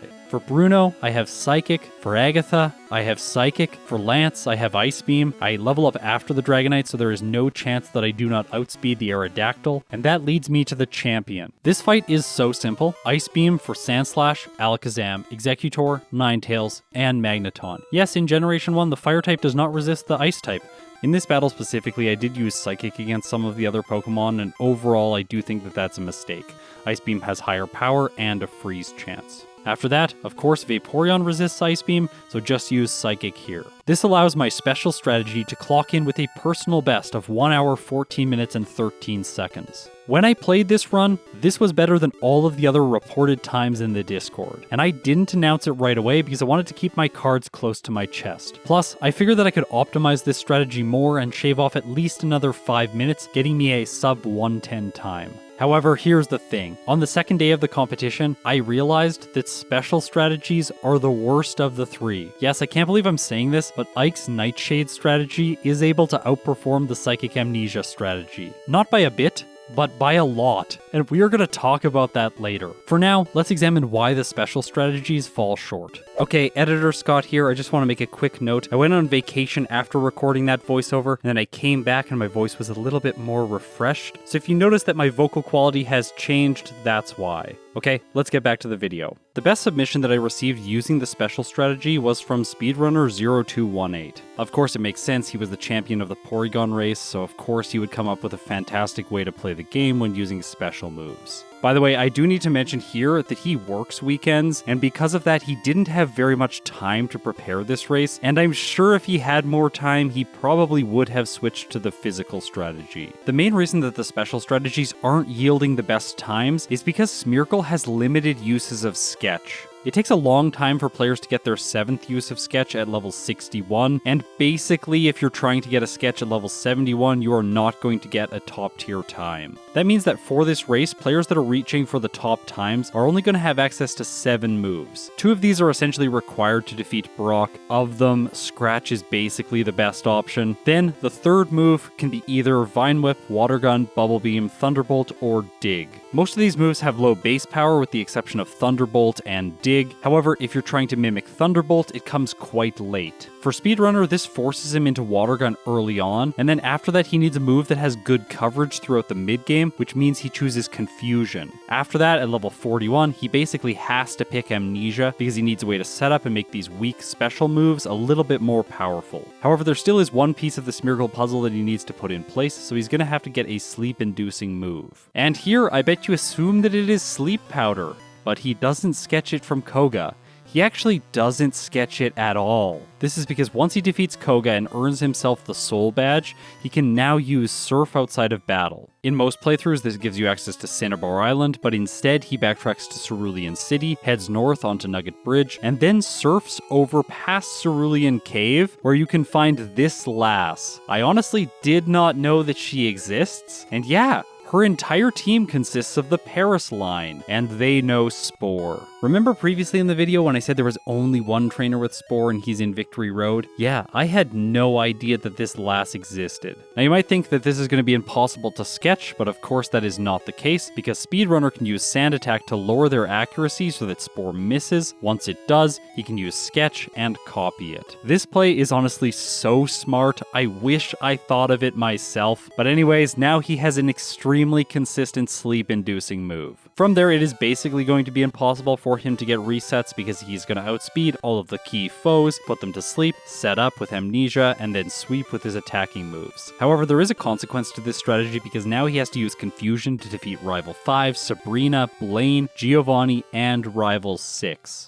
Obviously, this is fairly slow. However, once he gets to Lorelei, he is going to be able to sketch another move and put it in the place of Sand Attack. In this case, he chooses Aurora Beam from Lorelei's Dugong. By the way, he also could have stolen Ice Beam from the Cloister. It would just be a little bit less consistent, and it would take more time.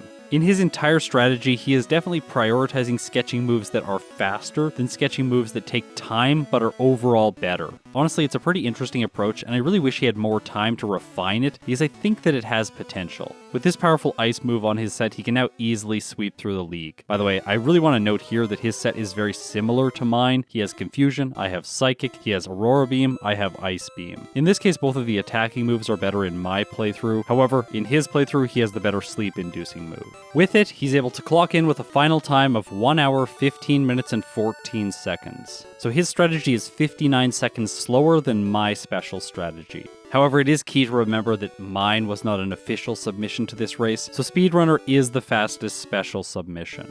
So now let's go through all of the other finishes using the special strategy. Steve M. Plays clocks in with a time of 1 hour, 23 minutes, and 32 seconds, using the same strategy as Speedrunner. Uran 10 took a similar approach to me, however in this case he has Thunderbolt instead of Ice Beam, and this lets him clock in with a time of 1 hour, 24 minutes, and 59 seconds. So the next person up is Red Wings, who has a mixed set which I find very interesting. They're using Slash as a physical move, and then Psychic with Amnesia for primary damage. This allows them to clock in with a time of 1 hour, 27 minutes, and 58 seconds. MVB3 takes a similar approach using Dig as a physical move, and then Psychic for special damage. He clocks in with a time of 1 hour, 31 minutes, and 52 seconds. So now let's get back to some results, and here I want to mention Dennis the Triple Z. He gets a time of 1 hour, 40 minutes, and 7 seconds, but I want to draw attention to his moveset: Amnesia, Clamp, Ice Beam, and Thunderbolt. This is really fascinating. I love the use of Clamp because it is a trapping move, so you can do a lot of damage with it. The only downside is, of course, it has 75% accuracy.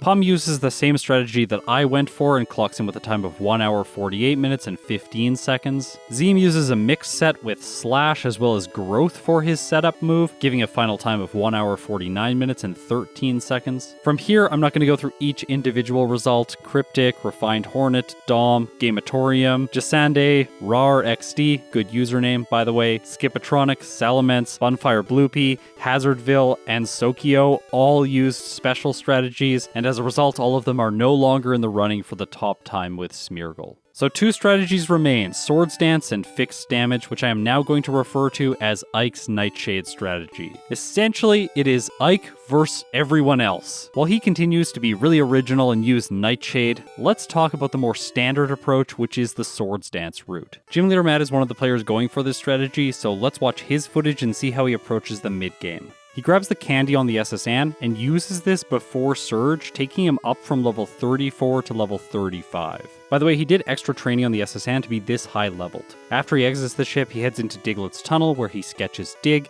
and then he takes on Surge, who he easily defeats. From here, things are pretty simple. He makes his way through Rock Tunnel, heads to Pokemon Tower, defeating all the trainers here, then goes through the Safari Zone, and makes his way back to Sylph. In here, he fights the Machoke trainer to grab a rare candy, and then he fights this scientist who is just above the Arbok trainer, and this levels Smeargle up from level 40 to 41, where it can learn Sketch in the place of Scratch. After that, he uses 4 rare candies to go up to level 45, and then he defeats the Arbok trainer. Something I find fascinating about this approach that Gym Leader Matt is taking is that every time he gets to a level threshold where he wants to use rare candies, he just uses them right away and then continues with the playthrough. Typically when I'm going through a playthrough, I'm not going to use rare candies like this. I use them right before the next major battle that I do, but I like his approach where he uses them right away so he's not going to forget later on. He fights one more scientist, the one that's just outside of the room where you face Rival 5 in, and then he heads back to Erica's gym where he faces the Cool trainer directly in front of the tree in the center of the gym. This is important because her first Weepinbell knows the move Sleep Powder, so here he is going to spam out Sand Attack and then sketch this sleep-inducing move. Of course, this sleep-inducing move makes Erica incredibly easy to defeat. After that, he heads to Koga's gym, and I wanted to mention here that all of these rare candies he's been using in the mid-game have got his Smeargle's speed up to a point where it is exactly 104, right before he takes on his 5th gym leader. This is very important because now he has the guaranteed outspeed on the Venomoth. Comboing this with Sleep Powder, he can easily take a victory here. Defeating Koga gives him access to Surf, so he heads over to Cinnabar Island where he completes the mansion, grabbing 2 rare candies, and then he backtracks to Fuchsia City. Now I really want to mention his overworld pathing here because it is great. He can just jump over the ledge, head into the warden's house, grab the rare candy here, and then use 3 of them to take his Smeargle up to level 51 where it learns another instance of Sketch. In this case, he has to put it in the place of Sand Attack because he wants to grab Swords Dance and use it in combination with both Hyper Fang and Dig. However, I am sure that most of you were unaware, just like I was when I started this challenge, that Swords Dance is actually available on a trainer's team. I had never seen it in any of my playthroughs, so I just figured the Amnesia strategy was going to be better. However, if you head out onto Route 15, all the way to the end of the route, and then go straight up, there is one trainer here who has a Farfetch'd, and it knows Swords Dance. For Gym Leader Matt, the way he has to sketch this move is using Dig to waste time, because this will do no damage to the flying type Pokemon. Then, when it uses Swords Dance to set up, he can use Sketch to copy it. It is important to note that there is a loss condition here where you have to reset during this fight, and that's when Farfetch'd uses Agility too many times so that it's moving first. Then things become very inconsistent and you can't actually sketch Swords Dance when it uses it. You just have to randomly use a sketch, hope that it uses Swords Dance before you, and if it doesn't, you just have to reset. Gym Leader Matt gets lucky and has no resets sketching Swords Dance. Now at level 51, he has completed his moveset: Hyper Fang, Swords Dance, Sleep Powder, and Dig. 2 extremely powerful damage-dealing moves, a sleep-inducing move, and an incredible setup move. This allows him to easily beat the Sylph rival. Then he heads to Sabrina because his Smeargle has more speed than all of her Pokemon. This battle is essentially free. Next is Blaine, and if he's faster than Sabrina's Pokemon, he is faster than Blaine's Pokemon, so this one is also essentially free. Plus here he has super effective damage in the form of Dig. After that he goes up against the final gym leader, Giovanni, and his Smeargle has 137 speed, meaning it is going to move first against both the Dugtrio as well as the Persian. So yeah, this fight is also essentially free. That allows him to clock in after the gym challenge with a split of 53 minutes and 15 seconds. However, this isn't the only way to play the Swords Dance strategy. For example, Austin has a slightly different approach. After completing the Safari Zone, he uses 4 rare candies to go from level 37 up to level 41. He is also going to steal Sleep Powder in Erica's gym, just from a different trainer who only has 2 Pokemon. Another difference here is that he is 5 levels lower than Gym Leader Matt. He hasn't done his first trip to Sylph yet, and he also didn't use the rare candy right before Surge. He saved it until now, and then he used it in the place of the rare candy that Gym Leader Matt obtained in Sylph. Alright, so let's jump into his Erica fight, because I think this one is worth narrating. He goes for Sleep Powder on the Tangela, and then he's going to knock it out with 4 uses of Hyper Fang. It survives the 3rd hit with just a sliver of health, so I assume he has a chance to 3-hit here. Now, a possible loss condition here is that he misses with Sleep Powder on both the Weepinbell or the Gloom, and then they use Sleep Powder to knock out Smeargle, and in this case that doesn't happen against Weepinbell, but then against Gloom it does happen. Erica's ace, well, it's kind of her ace. It goes for Petal Dance, doing a lot of damage to Smeargle, and it finishes Austin off. By the way, he doesn't lose here once, he actually ends up losing here a total of 2 times. I showed you these two losses so that you could get some context as to why Gym Leader Matt might be using his rare candies earlier on to be a higher level for Erica. Anyways, let's proceed with Austin's playthrough because his time is still very good. Next he heads to Sylph, and here I'm going to point out the optional trainers that he fights. So he also fights the Machoke guy like Gym Leader Matt did, and then he uses this little path to walk over here and fight this scientist. I have never once used this route. I think it is absolutely fantastic. Anyways, this fight is quick experience because he has Dig, and it levels up Smeargle to level 43. After that, he fights the same scientist that Gym Leader Matt fought. This takes Austin's Smeargle up to level 44, where he can use one rare candy to be over a damage rounding threshold to fight the rival. Now this fight is a little bit sketchy. Well, not really, he's not sketching any moves. It is sketchy because Sleep Powder can miss. Also at level 45, he does not have a guaranteed one hit on the Kadabra. I'm sure he has an extremely favorable roll here, but in this case he doesn't get it. The Kadabra uses its best move, which is Psybeam. Smeargle survives, so you can see why Austin feels comfortable in this fight.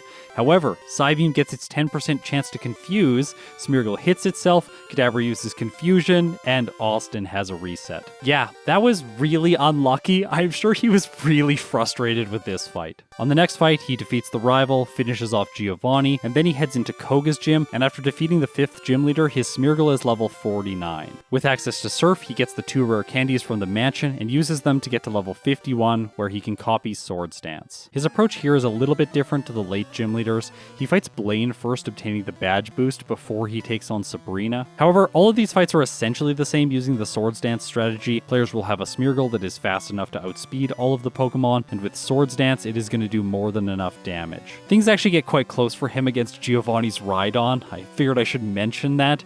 However, he does eventually knock it out, and with that, he clocks him with a Giovanni split of 54 minutes and 41 seconds. So he is roughly a minute and a half behind Gym Leader Matt, and I think you can see why that happened. His mid-game is just a little bit less consistent because he is going into major battles at a lower level. However, there are actually other approaches to this portion of the game. You might have wondered why both Adair and I decided to not mimic Hyper Fang earlier on against Rival 2. Didn't this just majorly slow us down throughout the Nugget Bridge portion of the game? Well, it did come with a major benefit, and that is the fact that we have one extra sketch available to us. In Adair's case, after finishing Pokemon Tower, he heads directly to Route 15. It is worth noting that in his route he has done no other major battles after Surge. Here, he uses his additional sketch, as well as the move Dig, to copy Swords Dance from Farfetch'd. And something really interesting about his route is that once he defeats the Farfetch'd, his Smeargle levels up to 37, and then he can use 4 rare candies to take it up to level 41, where it learns another instance of sketch. And it is here that I should mention the pure genius of this play, because then, in this patch of grass,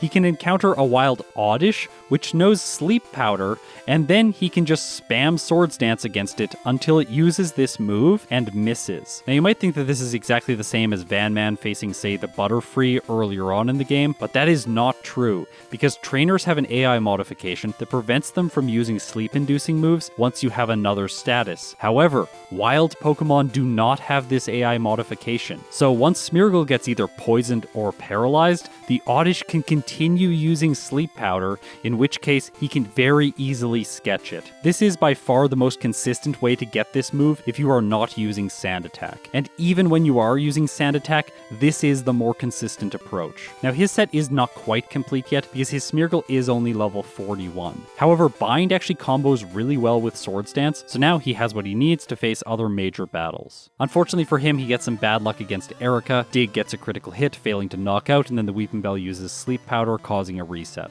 Luckily for him, things do not get worse here, and he does defeat her in the next fight. Next, he heads to Fuchsia City Gym and defeats Koga. By the way, this fight was pretty close because the third Venonat did not go down to a single hit because of a critical hit, and then it uses Toxic, which actually does a lot of damage, and his Smeargle just barely survives. If he had missed once because of Double Team on the Venomoth, he would have lost. Next, he heads to Sylph to face the rival, and here I'll mention a great choice that he makes, which is as soon as the Sandslash uses Sand Attack, he just immediately resets.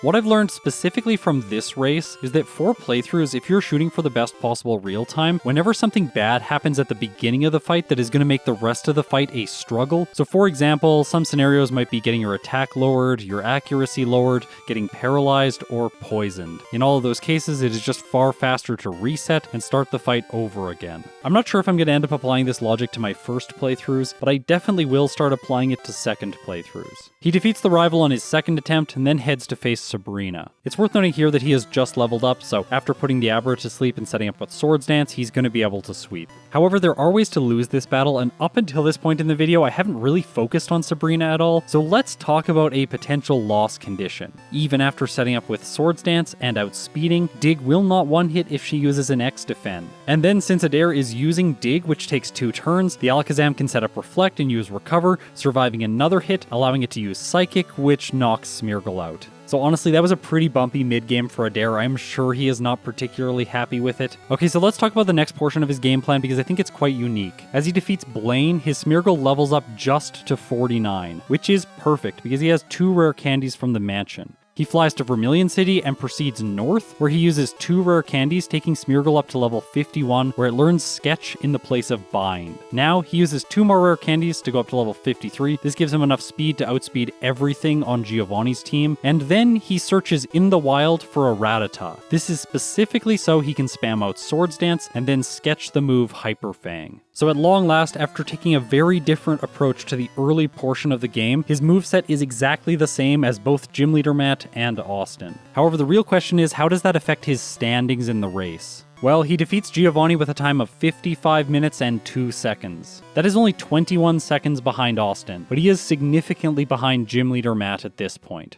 Okay, so let's talk about my mid-game approach with Swords Dance. Similar to Adair, I fight the Farfetch'd as soon as is possible. This is actually at a lower level than he does it, so I get Swords Dance as my 4th move. After that, I use Swords Dance to grind on trainers on Route 15 so that my Smeargle is going to be the highest possible level when I defeat the trainers in Koga's gym. This brings Smeargle up to level 41, where it can learn another instance of Sketch in the place of Scratch. Now, I take what I think is a suboptimal strategy against Koga because I'm going to mimic Sleep Powder from the Venonat. So essentially, it has to miss the move for me to get it. To make that just a little bit more consistent, I want my Smeargle to be the highest possible level, so I go up to level 48 with rare candies. However, sketching Sleep Powder from the Venonat is an RNG fest, and I get 3 resets here. However, once I finally get it, Koga is much easier, and I defeat him. Then I head to the mansion, picking up 2 rare candies, and I defeat Blaine, which gets Smeargle to level 49. So now it's time for my final level 51 sketch. After defeating Blaine, I dig out of the gym and fly back to Cinnabar Island. Then I surf off of the coast and fight this swimmer to level up to level 50. Then I use 1 rare candy to get to level 51, replacing Sand Attack with Sketch. And then I can face this Beauty's team, and she has a Poliwag, which knows Body Slam. After spamming out a bunch of Swords Dance, it will eventually use this move,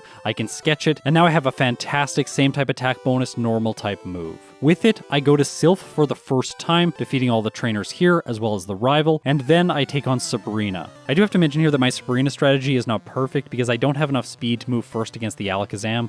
Also, I level up in an awkward place in this fight. In the end, it doesn't matter, but I wish I could have refined that a little bit more. After that, in Giovanni's gym, I fight some optional trainers and use 2 rare candies to take Smeargle up to level 57. This is just so I have as much damage as is possible against the Rhydon, and I also want to have 137 speed so that I'm moving first against all of his team members. The downside to my approach to the mid-game is that I needed a lot more training than the other players, and this does really impact my time. My split after Giovanni is 58 minutes and 37 seconds. Unfortunately for me, this result isn't good enough. I don't think I'm going to be getting one of the top times today. However, I do want to make a brief aside because after this competition ended, Adair continued playing Smeargle runs to try and get a sub 1 hour time. In those attempts, he did discard Hyper Fang in favor of Body Slam, so while my time's not going to be competitive, at least I chose a decent strategy for that portion of the game. Now there are still 2 other approaches to this section of the game. First, let's cover what Van Man did. I'm going to go through this one quickly because I don't think it's as good as Hyper Fang or Body Slam. In this case, he gets Swords Dance at level 41, and then at level 51, he gets Headbutt. Obviously, this move has a 30% chance to flinch, which is really nice because Smeargle is going first. However, I dislike its lower base power. Hyper Fang has the problem of lower accuracy, so overall, Body Slam is the best choice for this portion of the game. Unless your name is Otto, because he does something that is really original and very different than all of the other Swords Dance plays. Up until this point, all of the Swords Dance players have been relying on Sleep Powder because they can't sketch Spore. That's because you have to give up Sand Attack earlier on in order to get Swords Dance, and then there's no way to sketch this 100% accurate move. Well, unless you want to give up Dig, that is, and that is exactly what Auto does. Now, you're probably looking at this moveset going, he is not going to be able to defeat Agatha. Dig is specifically on Smeargle's set with most players just to counter her. However, don't worry about Auto because he has something else up his sleeve which I think is really interesting. For now though, he has to rely on Spore's consistency in combination with Swords Dance to boost Bite's damage. First, he fights Blaine. He outspeeds all of his Pokemon, so Spore allows him to take an easy victory here. He backtracks to Erica at level 52, so this fight is completely consistent because of how late he's fighting her. After that, he heads to Sylph, where the rival is trivial. Remember, he is fighting the Jolteon team, but Smeargle still has enough speed to move first against it. I think you understand that I don't need to narrate these fights. He just puts every single Pokemon that is scary to sleep and then knocks them out. It is very simple. I do just want to comment here though that in most of my playthroughs, the fights are the intense parts, whereas with Smeargle, the more interesting part of the playthrough is just figuring out where to get the perfect moves, and then once you have the perfect moves, everything else just becomes easy. Next, he faces Sabrina, and his Smeargle outspeeds her Alakazam right from the start of the fight. Because of that, there's only one loss condition for him in this battle, which is a Generation 1 miss, so it is as consistent as is possible.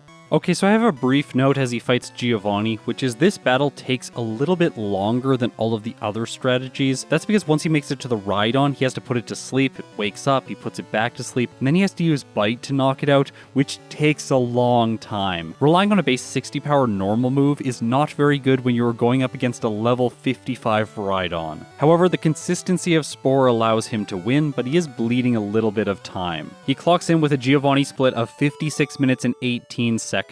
Okay, so that is all of the major physical routes throughout the mid-game, and so in summary, I just want to mention the main building blocks that this mid-game strategy boils down to. This list is in no particular order. Each strategy approaches all of these items in a different way. So here is what the physical route boils down to. Upgrade your normal move, get a sleep-inducing move, get Swords Dance, and make sure that you have a solution for Agatha. So now let's talk about Ike's Nightshade strategy and how it does throughout the mid-game. His Smeargle learned Nightshade at level 41, so his next sketch is going to be at level 51. In order to make this happen as fast as possible, he trains on optional trainers until level 46, and then he uses 5 rare candies up to level 51 right before he faces Koga. So once again, like I did, he is going to mimic Sleep Powder here. I do think it would be better for him to take this from a wild Pokemon that's just more consistent, but in the end he gets it and is able to defeat Koga with the sleep-inducing move. This moveset is good enough for him to take on the remainder of the late game, but he is going to improve his consistency just slightly. Before I talk about how he does that, I want to mention the fact that he's not actually losing that many turns in battle, because remember, all of the Swords Dance players need to use Sleep Powder, which can miss, causing more turns to accumulate, and also they have to spend 3 turns setting up Swords Dance before they can sweep. However, in the end, it appears that the Swords Dance strategy is superior, because by the time Ike is facing Giovanni, it is already past the hour mark.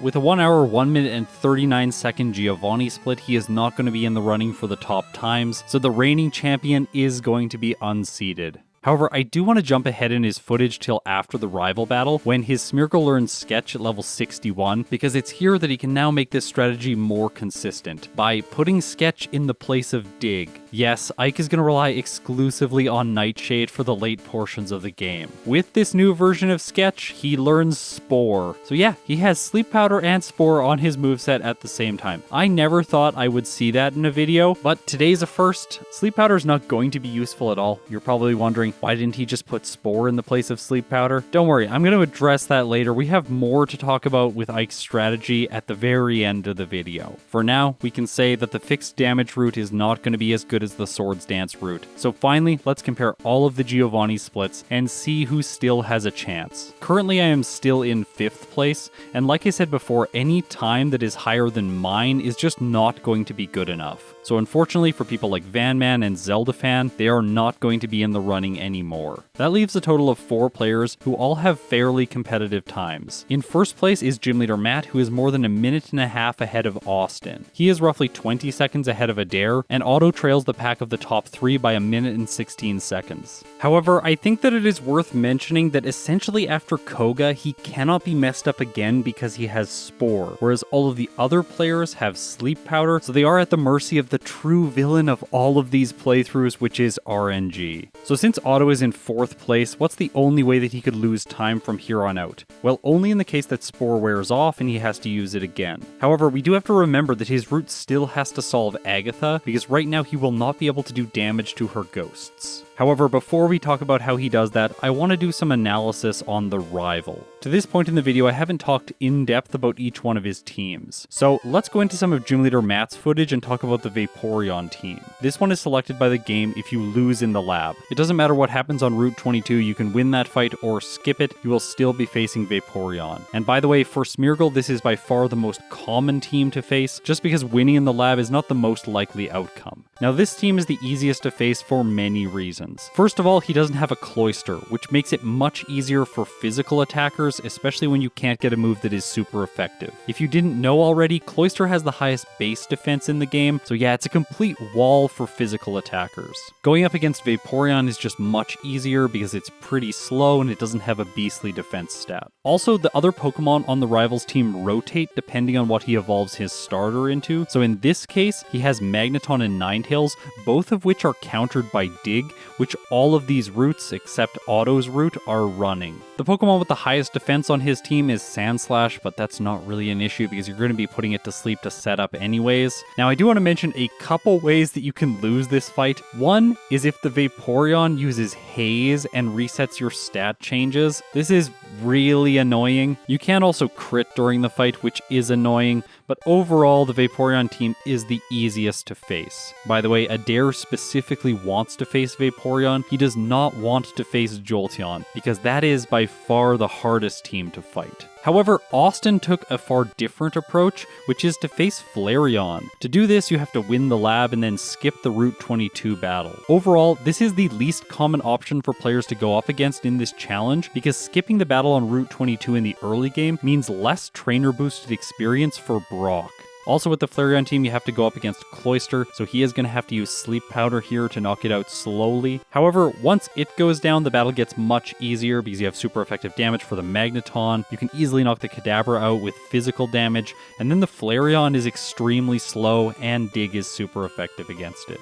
So that's the middle of the road team. Now let's talk about the most difficult team, the Jolteon team. To face this one, you have to win in both the lab and win on Route 22. You cannot skip that battle. This is very fast early game because you get experience from the lab battle taking you up to level 6, making training a little bit faster, and then you also get the experience from the optional battle, making your time to Brock faster. However, this all comes at a cost because Jolteon is so much more difficult in the late game. When we consider the speed that these Smeargles are going into the battle at, the Jolteon is faster naturally. It also has a high critical hit rate, which pairs very well with a move like Thunder. However, this move isn't very accurate, it misses 30% of the time, so there is that. However, Jolteon also has Thunder Wave, which can be very annoying. As you will have realized, Otto has to make it through this fight with only Bite, and it is slow going even with +6 from Swords Dance. Making things even more difficult is the fact that when he knocks out Ninetales, he levels up, resetting his badge boosts, giving his Smeargle 148 speed. It is now slower than the Jolteon by 3. He puts the Cloyster to sleep and then knocks it out with 2 uses of Bite.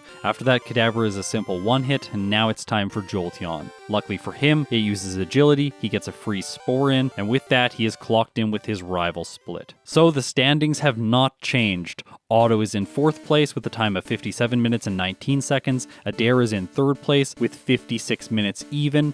Austin is in 2nd place with 55 minutes and 44 seconds, and Gym Leader Matt is in 1st place with an incredible time of 54 minutes and 14 seconds. So Matt has an outstanding lead. He is 1 minute and 30 seconds ahead of Austin. However, do remember that Otto has Spore and none of the other players have Spore, so it is highly likely that the top 3 players are going to lose some time during the league. However, before we get into it, I want to talk about some novelty runs, because there were a bunch that were completed as a part of this event. Estlan did a challenge with her friends where after every major battle they had to draw the opponent's ace Pokemon. I think this is really creative and so much fun, plus I love the fact that they did this as a group. As I mentioned before, Gigalechu is back from the Parasect video to complete the game with Bide and non-damage dealing moves. First of all, I just want to say receiving the playthroughs that use Bide is hard for me because it takes so long to download tens of gigabytes of video files. Now, let's talk about what he did with his first sketch because I think think it's very interesting.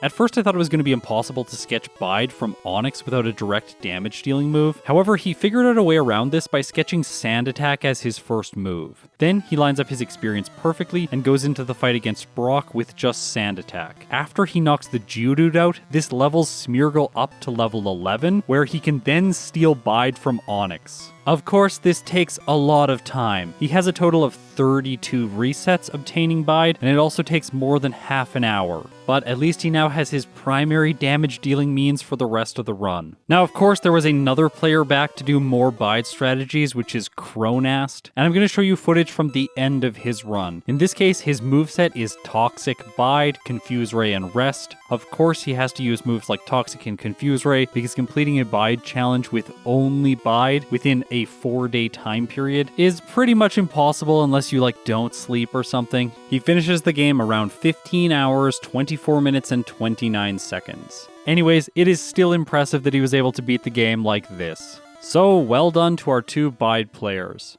And now it's time for Sokio's Novelty run. If you don't remember, he did a Parasect run with voice commands only, and all of the voice commands were based on sea shanty lyrics. And once again, he has put something together that is truly unique. So this appears to be regular Pokemon Yellow footage, right? That's what I thought when I first downloaded his footage and scrubbed through it. After the sea shanty run, I was a bit disappointed. However, then I noticed this. For all of you watching along, I'm going to describe what I'm seeing. It is a turtle with sunglasses, like a frozen yogurt, a hot dog with mustard on it, the American flag, and fireworks going off behind it. And when I saw this, I was just like, oh no, I'm gonna have to edit this out of the video so that I can actually put his Smeargle run together. And then I noticed that his Smeargle run was actually still going on. It's just really tiny and in the bottom left area where the game normally should be. I figured that this was probably just an OBS mess up, like he had the wrong scene on or something like that.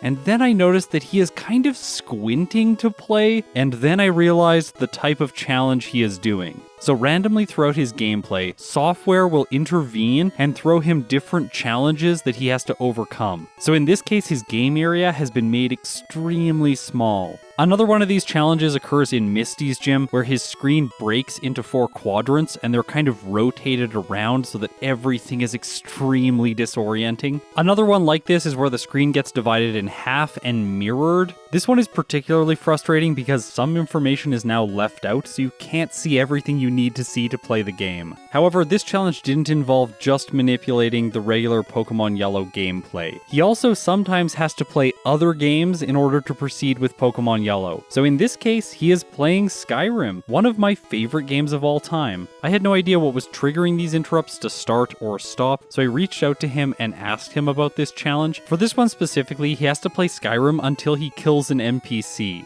There are also some other interrupts that are less visually apparent, so like buy antidotes, release everything in the PC, toss all your TMs, play with only voice commands. In total, there are 18 different ways the game can sabotage itself, so we went from one frustrating way to play with sea shanty voice commands to 18 different ways to frustrate himself with this challenge. Anyways, I don't know how you're going to top this if I do another race. Up next for novelty runs is RBY Pokemon Challenges, who did a minimum battles run. By the way, he is also a YouTuber who makes a lot of Generation 1 content, so go check him out, link in the description. I anticipated that this run would be a lot harder than it ends up being. Now, that is largely because he is not playing by the standard rules, because at the beginning of the game, he is allowing himself to use glitches. By doing this, he can actually use his very first sketch to take Nightshade from a glitched Gengar in Viridian Forest. This is obviously a fantastic minimum battles move because Nightshade is not affected by type effectiveness in Generation 1. Now, one worry with a minimum battles run is the fact that you cannot learn Sketch if you already have Sketch on your moveset. So if he levels up to level 21 before he is able to sketch his next move, he will just not get another move. However, on Nugget Bridge, there's this guy with a Mankey that knows Karate Chop,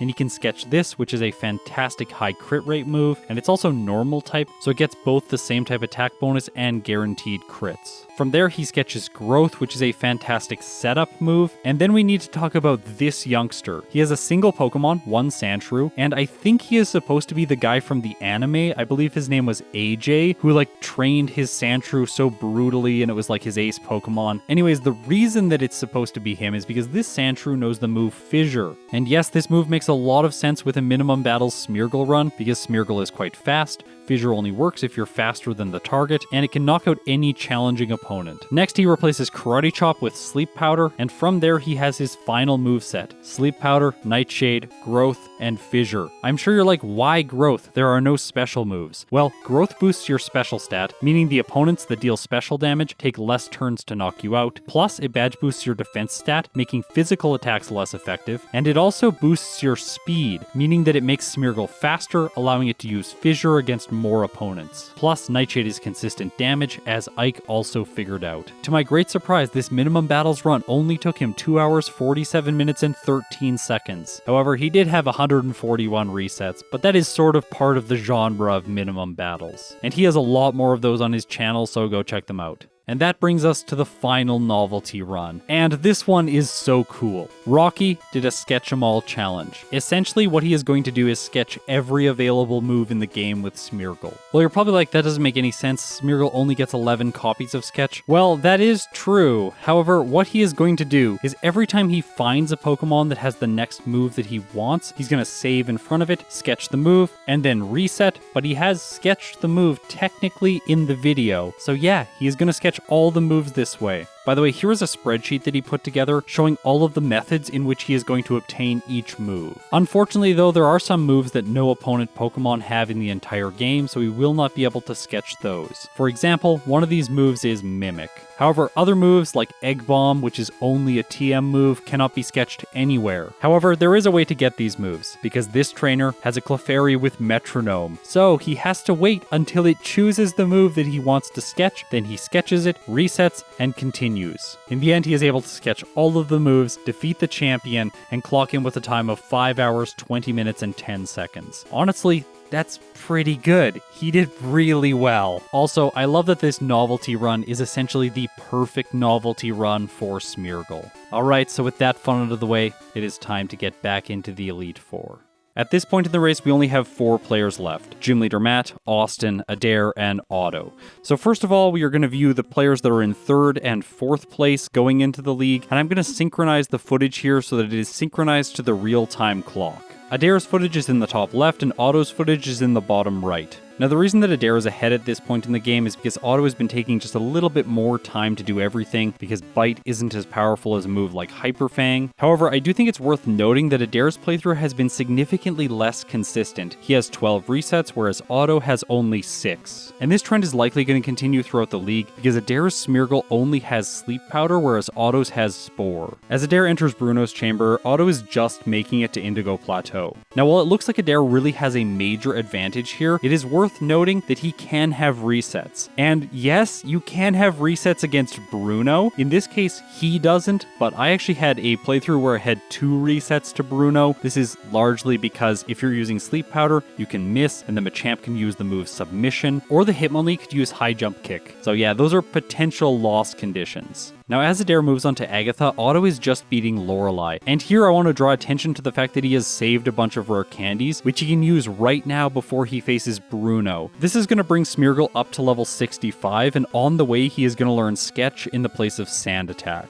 The reason this is so important at this moment is because Bruno's first Onix knows the moves Rock Slide and Dig. As a result, Otto can now sketch a move that can hit the ghosts. In this case, he's going to take either Onix's Rock Slide or its Dig. By the way, it is worth noting here that this play only works if you're playing yellow version. In red and blue, this Onix has significantly worse moves, so you're not going to be able to sketch something that will be as powerful as these 2 moves. I think the Onix knows Rock Throw in those games, but that move is completely trash. Now in this case, Otto sketches Rock Slide, which kind of seems like the worst move because it has imperfect accuracy. However, Dig does take 2 turns. Now while Otto easily beats Machamp with Spore, let's direct our attention back to Adair's footage. In this case, he's going up against Dragonite, Sleep Powder misses, and the Dragonite hits Blizzard, which forces a reset right away. So Adair is starting to lose a little bit of time, and of course, Otto is going into the Agatha fight with perfect consistency. Even though Rock Slide is not guaranteed to hit, he can just set up with Swords Dance. Anytime the opponent's Pokemon wakes up, he can just put it back to sleep and then knock it out. Also, it's worth noting that the damage ranges here work out so that the Golbat as well as the Arbok are both 1 hits with Bite, so he doesn't even have to risk the accuracy there or waste a turn on Spore. He finishes off Agatha's Gengar while Adair is still fighting Lance. Aerodactyl goes down and now it is time for Dragonite again. This time Sleep Powder hits. He hits with Hyper Fang, taking it to orange. It stays asleep and he finishes it off.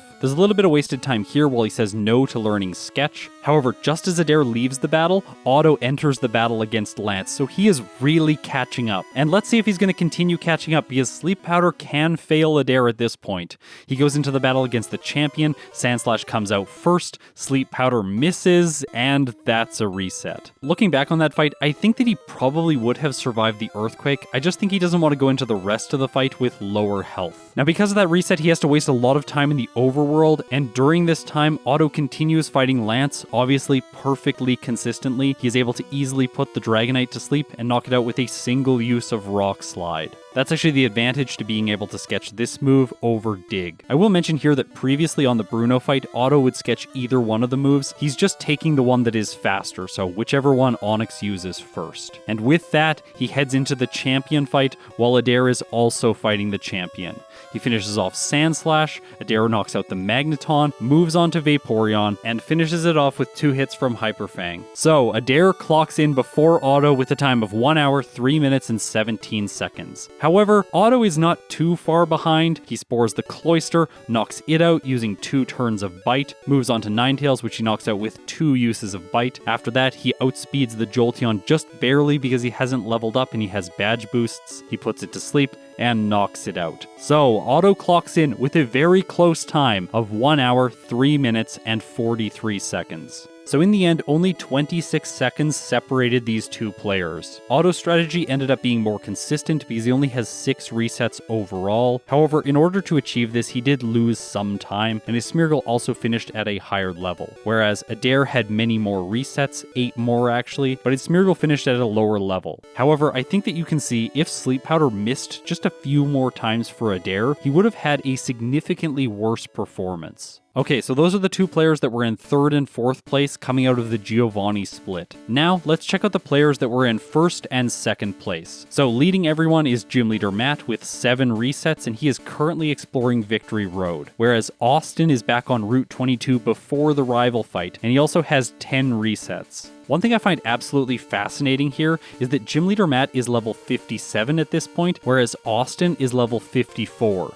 Despite the level discrepancy, Gym Leader Matt is actually going to fight some optional trainers in Victory Road to gain more levels. The first one he fights is the Cool Trainer right at the beginning of the cave. She has a Persian and a Ninetales. And then after that, he takes on the Cool Trainer at the end of this area, who has all of the starters, middle evolutions, as well as Charizard. Now, while Gym Leader Matt is finishing up that fight, Austin is just beating the rival on Route 22 and starting to proceed towards Victory Road. Now, the fact that Gym Leader Matt did this extra training brings his Smeargle up to level 59, where he can use his final rare candy, the one he just picked up in the cave, and that takes Smeargle up to level 60 right before the league. Now, I think there's potential for Austin to catch up if he doesn't do much extra leveling. However, forgetting to use a Repel in Victory Road is not going to allow him to catch up. He actually runs into a Graveler, which is really unfortunate. After that, he also decides to grab the rare candy. There was discussion at some points during the Parasect race if this item was actually useful that late on into the playthrough. After all, one more level is not always going to help you during the league if you have the perfect moves. In this case, though, he thinks it's useful, so he picks it up and then proceeds with Victory Road. Now, as Gym Leader Matt starts to face Lorelei, I want to draw attention to the fact that both of these players are playing with the exact same moveset. So both of them have the potential for resets because Sleep Powder as well as Hyper Fang are both moves with imperfect accuracy. And one way to play around this inaccuracy is to use Sleep Powder as few times as is possible. If you just spam it against every Pokemon, you both lose a lot of time and chance missing more often. Whenever you miss, then the opponent gets to hit you, and against certain opponents, this will cause resets. So you can see that here with Gym Leader Matt just using Hyper Fang against the Cloyster right away. He doesn't want to use Sleep Powder, he's just going to knock it out in 2 hits, unless the Cloyster uses Ice Beam and freezes Smeargle. Remember, in Generation 1, there is no way to defrost in a battle unless you are hit by a Fire-type move that can cause burn. Yes, a move like Fire Spin, which cannot cause burn, does not defrost your Pokemon. Anyways, so that is a reset for Gym Leader Matt. He is starting to lose some time and giving Austin the chance to catch up. Now in the next fight against Lorelei, he gets more bad luck because Sleep Powder misses against the Dugong, and it's able to take him down to red health before he finally gets set up. Then against Cloyster, he has to chance Sleep Powder because he's at such low health. However, this doesn't work out for him, the sleep move misses, and Cloyster finishes him off with Clamp. If you are like me, and you love consistency, I am sure that Otto's strategy with Spore is seeming really appealing to all of you right now. However, I want to draw your attention to the fact that the real-time clock is around 58 minutes at this point, so these two players are going blindingly fast throughout the game, and obviously they have had to make compromises to make this kind of time possible. As Gym Leader Matt enters his third battle against Lorelei, Austin is just entering her chamber. So this run through the league looks like it is going to be incredibly close and incredibly exciting. Gym Leader Matt finally finishes off his nemesis Cloyster and moves on to the Slowbro for the first time. Sleep Powder misses, Slowbro uses Surf, and he gets a third reset, bringing his total resets up to 10, which is the same as Austin. And this luck against Lorelei has allowed Austin to finally take a lead. He's able to put the Slowbro to sleep and knock it out before Gym Leader Matt finishes off Dugong. So for consistency, he goes for Dig against Jinx to guarantee the hit. Well, unless there's a Gen 1 miss, but luckily there isn't in this case. Against Lapras, he uses Sleep Powder and then knocks it out with 2 uses of Hyper Fang. At this time, Gym Leader Matt is once again going up against the Slowbro. This time Sleep works out, and he does finish it off. He knocks the Jinx out next, and then finishes Lapras. However, by this point, Austin is already facing Bruno. Now here I want to note that he sets up fully with Swords Dance, then knocks the Onix out, and then uses Hyper Fang against Hitmonchan. It gets a critical hit. That means he could have been frozen by Ice Punch, but luckily that doesn't happen. After that, he knocks out the remaining Pokemon on Bruno's team, and moves on to the final Pokemon, Machamp. Here he uses Sleep Powder. This is just because he has to attack with an inaccurate move, and also Machamp can use Submission. Using the status move just makes things a little bit more consistent, and he's able to finish off Bruno and move on to Agatha. Now Gym Leader Matt is using the same strategy against Bruno. He does go for Sleep Powder, but it misses on the Machamp. Luckily, Bruno does not use Submission, and he is able to take the victory. However, Austin is already fighting Agatha. He is setting up Swords Dance on the Golbat and then knocking out the Gengar. But Gym Leader Matt is not very far behind. He is also starting the Agatha fight. Now I don't have a lot to say about this one.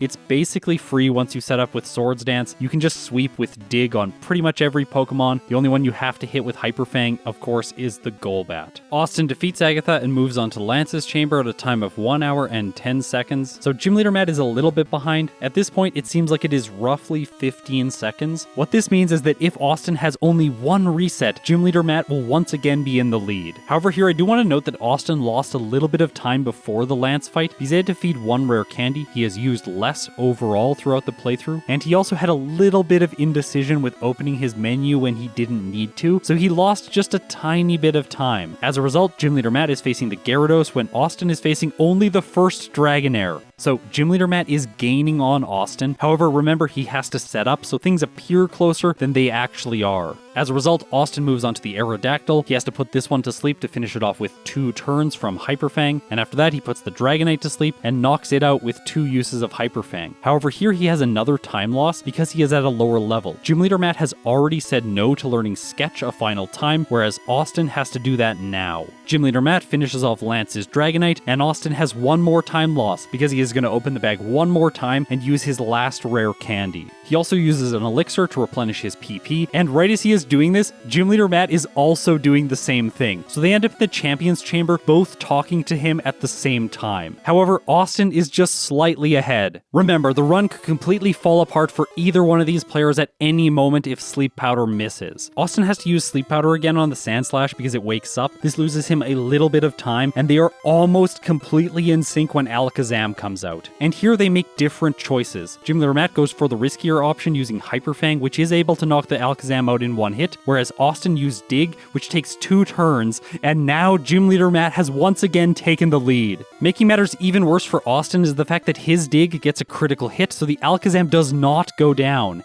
It uses Kinesis, which could mess his entire run up, but luckily it misses. He uses Hyper Fang on the next turn and knocks Alakazam out. However, Matt is already fighting the Executor. He hits it with Hyper Fang, taking it down to red health, and finishes it off before Austin has even dealt any damage to his. Okay, so at this point, I want all of us to reflect on the fact that they are facing different teams for the champion. So Austin is going to have to go up against Magneton, then Cloyster, and finally Flareon, whereas Gym Leader Matt is going to have to face Ninetales, Magneton, and then Vaporeon. Now, as you can see here for Gym Leader Matt, that makes the ending of his fight quite easy. He can one-hit the Ninetales with Dig, next is Magneton. They are actually both facing this Pokemon at the exact same time. However, Austin still has to face the additional Cloyster. They both finish off the Magneton with ease, Cloyster comes out, Vaporeon comes out, and here, this is where the difference really lies in these two runs. Austin has to put the Cloyster to sleep, and that is going to lose him some time. However, Gym Leader Matt is not through the woods yet. He is also going to try to put the Vaporeon to sleep,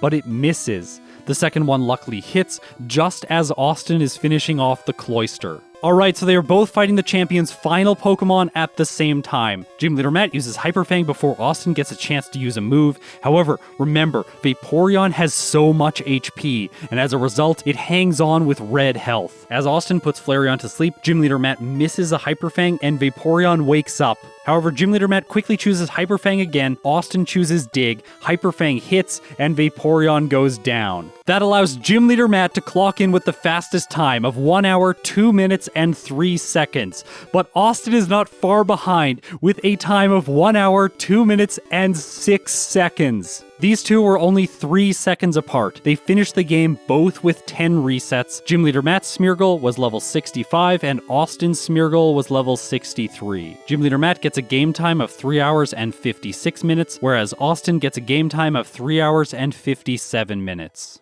That was by far the closest finish we have ever had in one of these races. In the end though, Gym Leader Matt is able to get the first place spot. Congratulations Matt, I am sure you are really happy with this result. Also, I should note that Gym Leader Matt is an incredibly consistent performer in these races. In the Parasect race, he had the first place time all the way up until the champion, when unfortunately for him, he got a critical hit, which ended in him not getting the top place time. And I think it's worth noting that that almost happened to him again here in this race, because he had those annoying resets against Lorelei earlier on into the league. However, this time they didn't impact his overall result. Now here are all of the finish times for the competitors in the race. I want to mention that there are only 2 times that were 1 hour and 2 minutes. Adair finished 3rd and Otto finished 4th, both having times that were 1 hour and 3 minutes. Interestingly enough, there were no times that were 1 hour and 4 minutes, but I was able to once again earn myself 5th place with a time of 1 hour and 5 minutes. So those are the top 5 of the race. Interestingly enough, these 5 finishes form a breakaway pack from the majority of the other players. The next best time is roughly 5 minutes slower than my 5th place time, and that was earned by Van Man. Just behind him is the Parasect champion, Ike the Killer, with a time of 1 hour, 11 minutes, and 20 seconds. Now I want to take some time to briefly reflect on all of these results. While there are times that are under an hour and 5 minutes, I think that the most realistic time for Smeargle to usually get is around an hour and 10 minutes. However, a bunch of us really wanted to continue pushing Smeargle to the limit, because this playthrough is very interesting. After the race finished on Sunday, Adair ended up organizing a secondary race, which took place the following Saturday. This race was done in real time, where all players showed up and played only a single attempt, trying to get the best possible time. I do feel a little bit proud of myself here, because I was able to get the top time during this race. However, I was unable to get another personal best, so my personal best with Smeargle remains 1 hour, 5 minutes, and 12 seconds. It is worth noting that not everyone participated in this post-race race. For example, Gym Leader Matt and Austin both did not participate. Another player that did not participate was Ike the Killer. However, he continued to do Smeargle runs with the Nightshade strategy, and he ended up beating my time. He got a time of 1 hour, 4 minutes, and 7 seconds. So when I said before the Nightshade strategy was quite good, I meant it. However, within the constraints of the weekend time frame that everyone had, Ike wasn't able to optimize it as much as he would have liked. I'm really glad that he kept doing runs with it and eventually showed the potential. I do want to mention here that for his final run, he did not go with both Spore and Sleep Powder. Instead, he replaced Sleep Powder with Dig, which obviously makes way more sense. Now, if we examine all of the results from the race, I want to mention that this race had by far the widest ranges of time. The average time was around 1 hour and 40 minutes, excluding novelty runs that have inflated times. I think that we could probably optimize the amnesia strats much more. However, I think that the ceiling on that strategy is just going to be reached a little bit sooner. I do think that overall the Swords Dance strategy is the best. However, left lingering was the question, can Smeargle get a time under 1 hour? And I can't believe I'm going to say this, but Adair continued to play Smeargle for basically an entire week. He streamed all of the playthroughs, and at the end of all of it, he was able to clock in with a time of 59 minutes and 34 seconds. So well done, Adair. Congratulations on getting 3rd place overall in the race, and congratulations for optimizing Smeargle under an hour. By the way, if you're wondering, he did use his bind strategy to get this time, so it is definitely very good.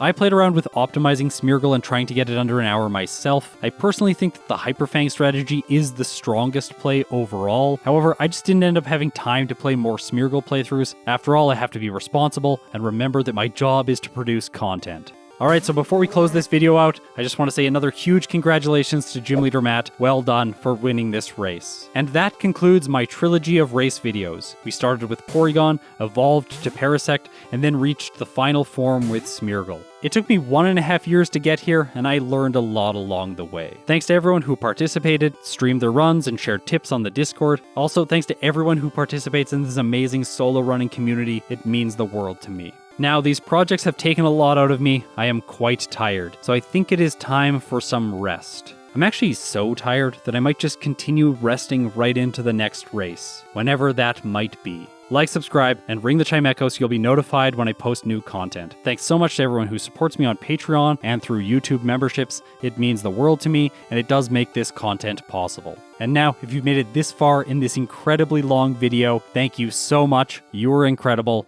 I'll see you in my next one.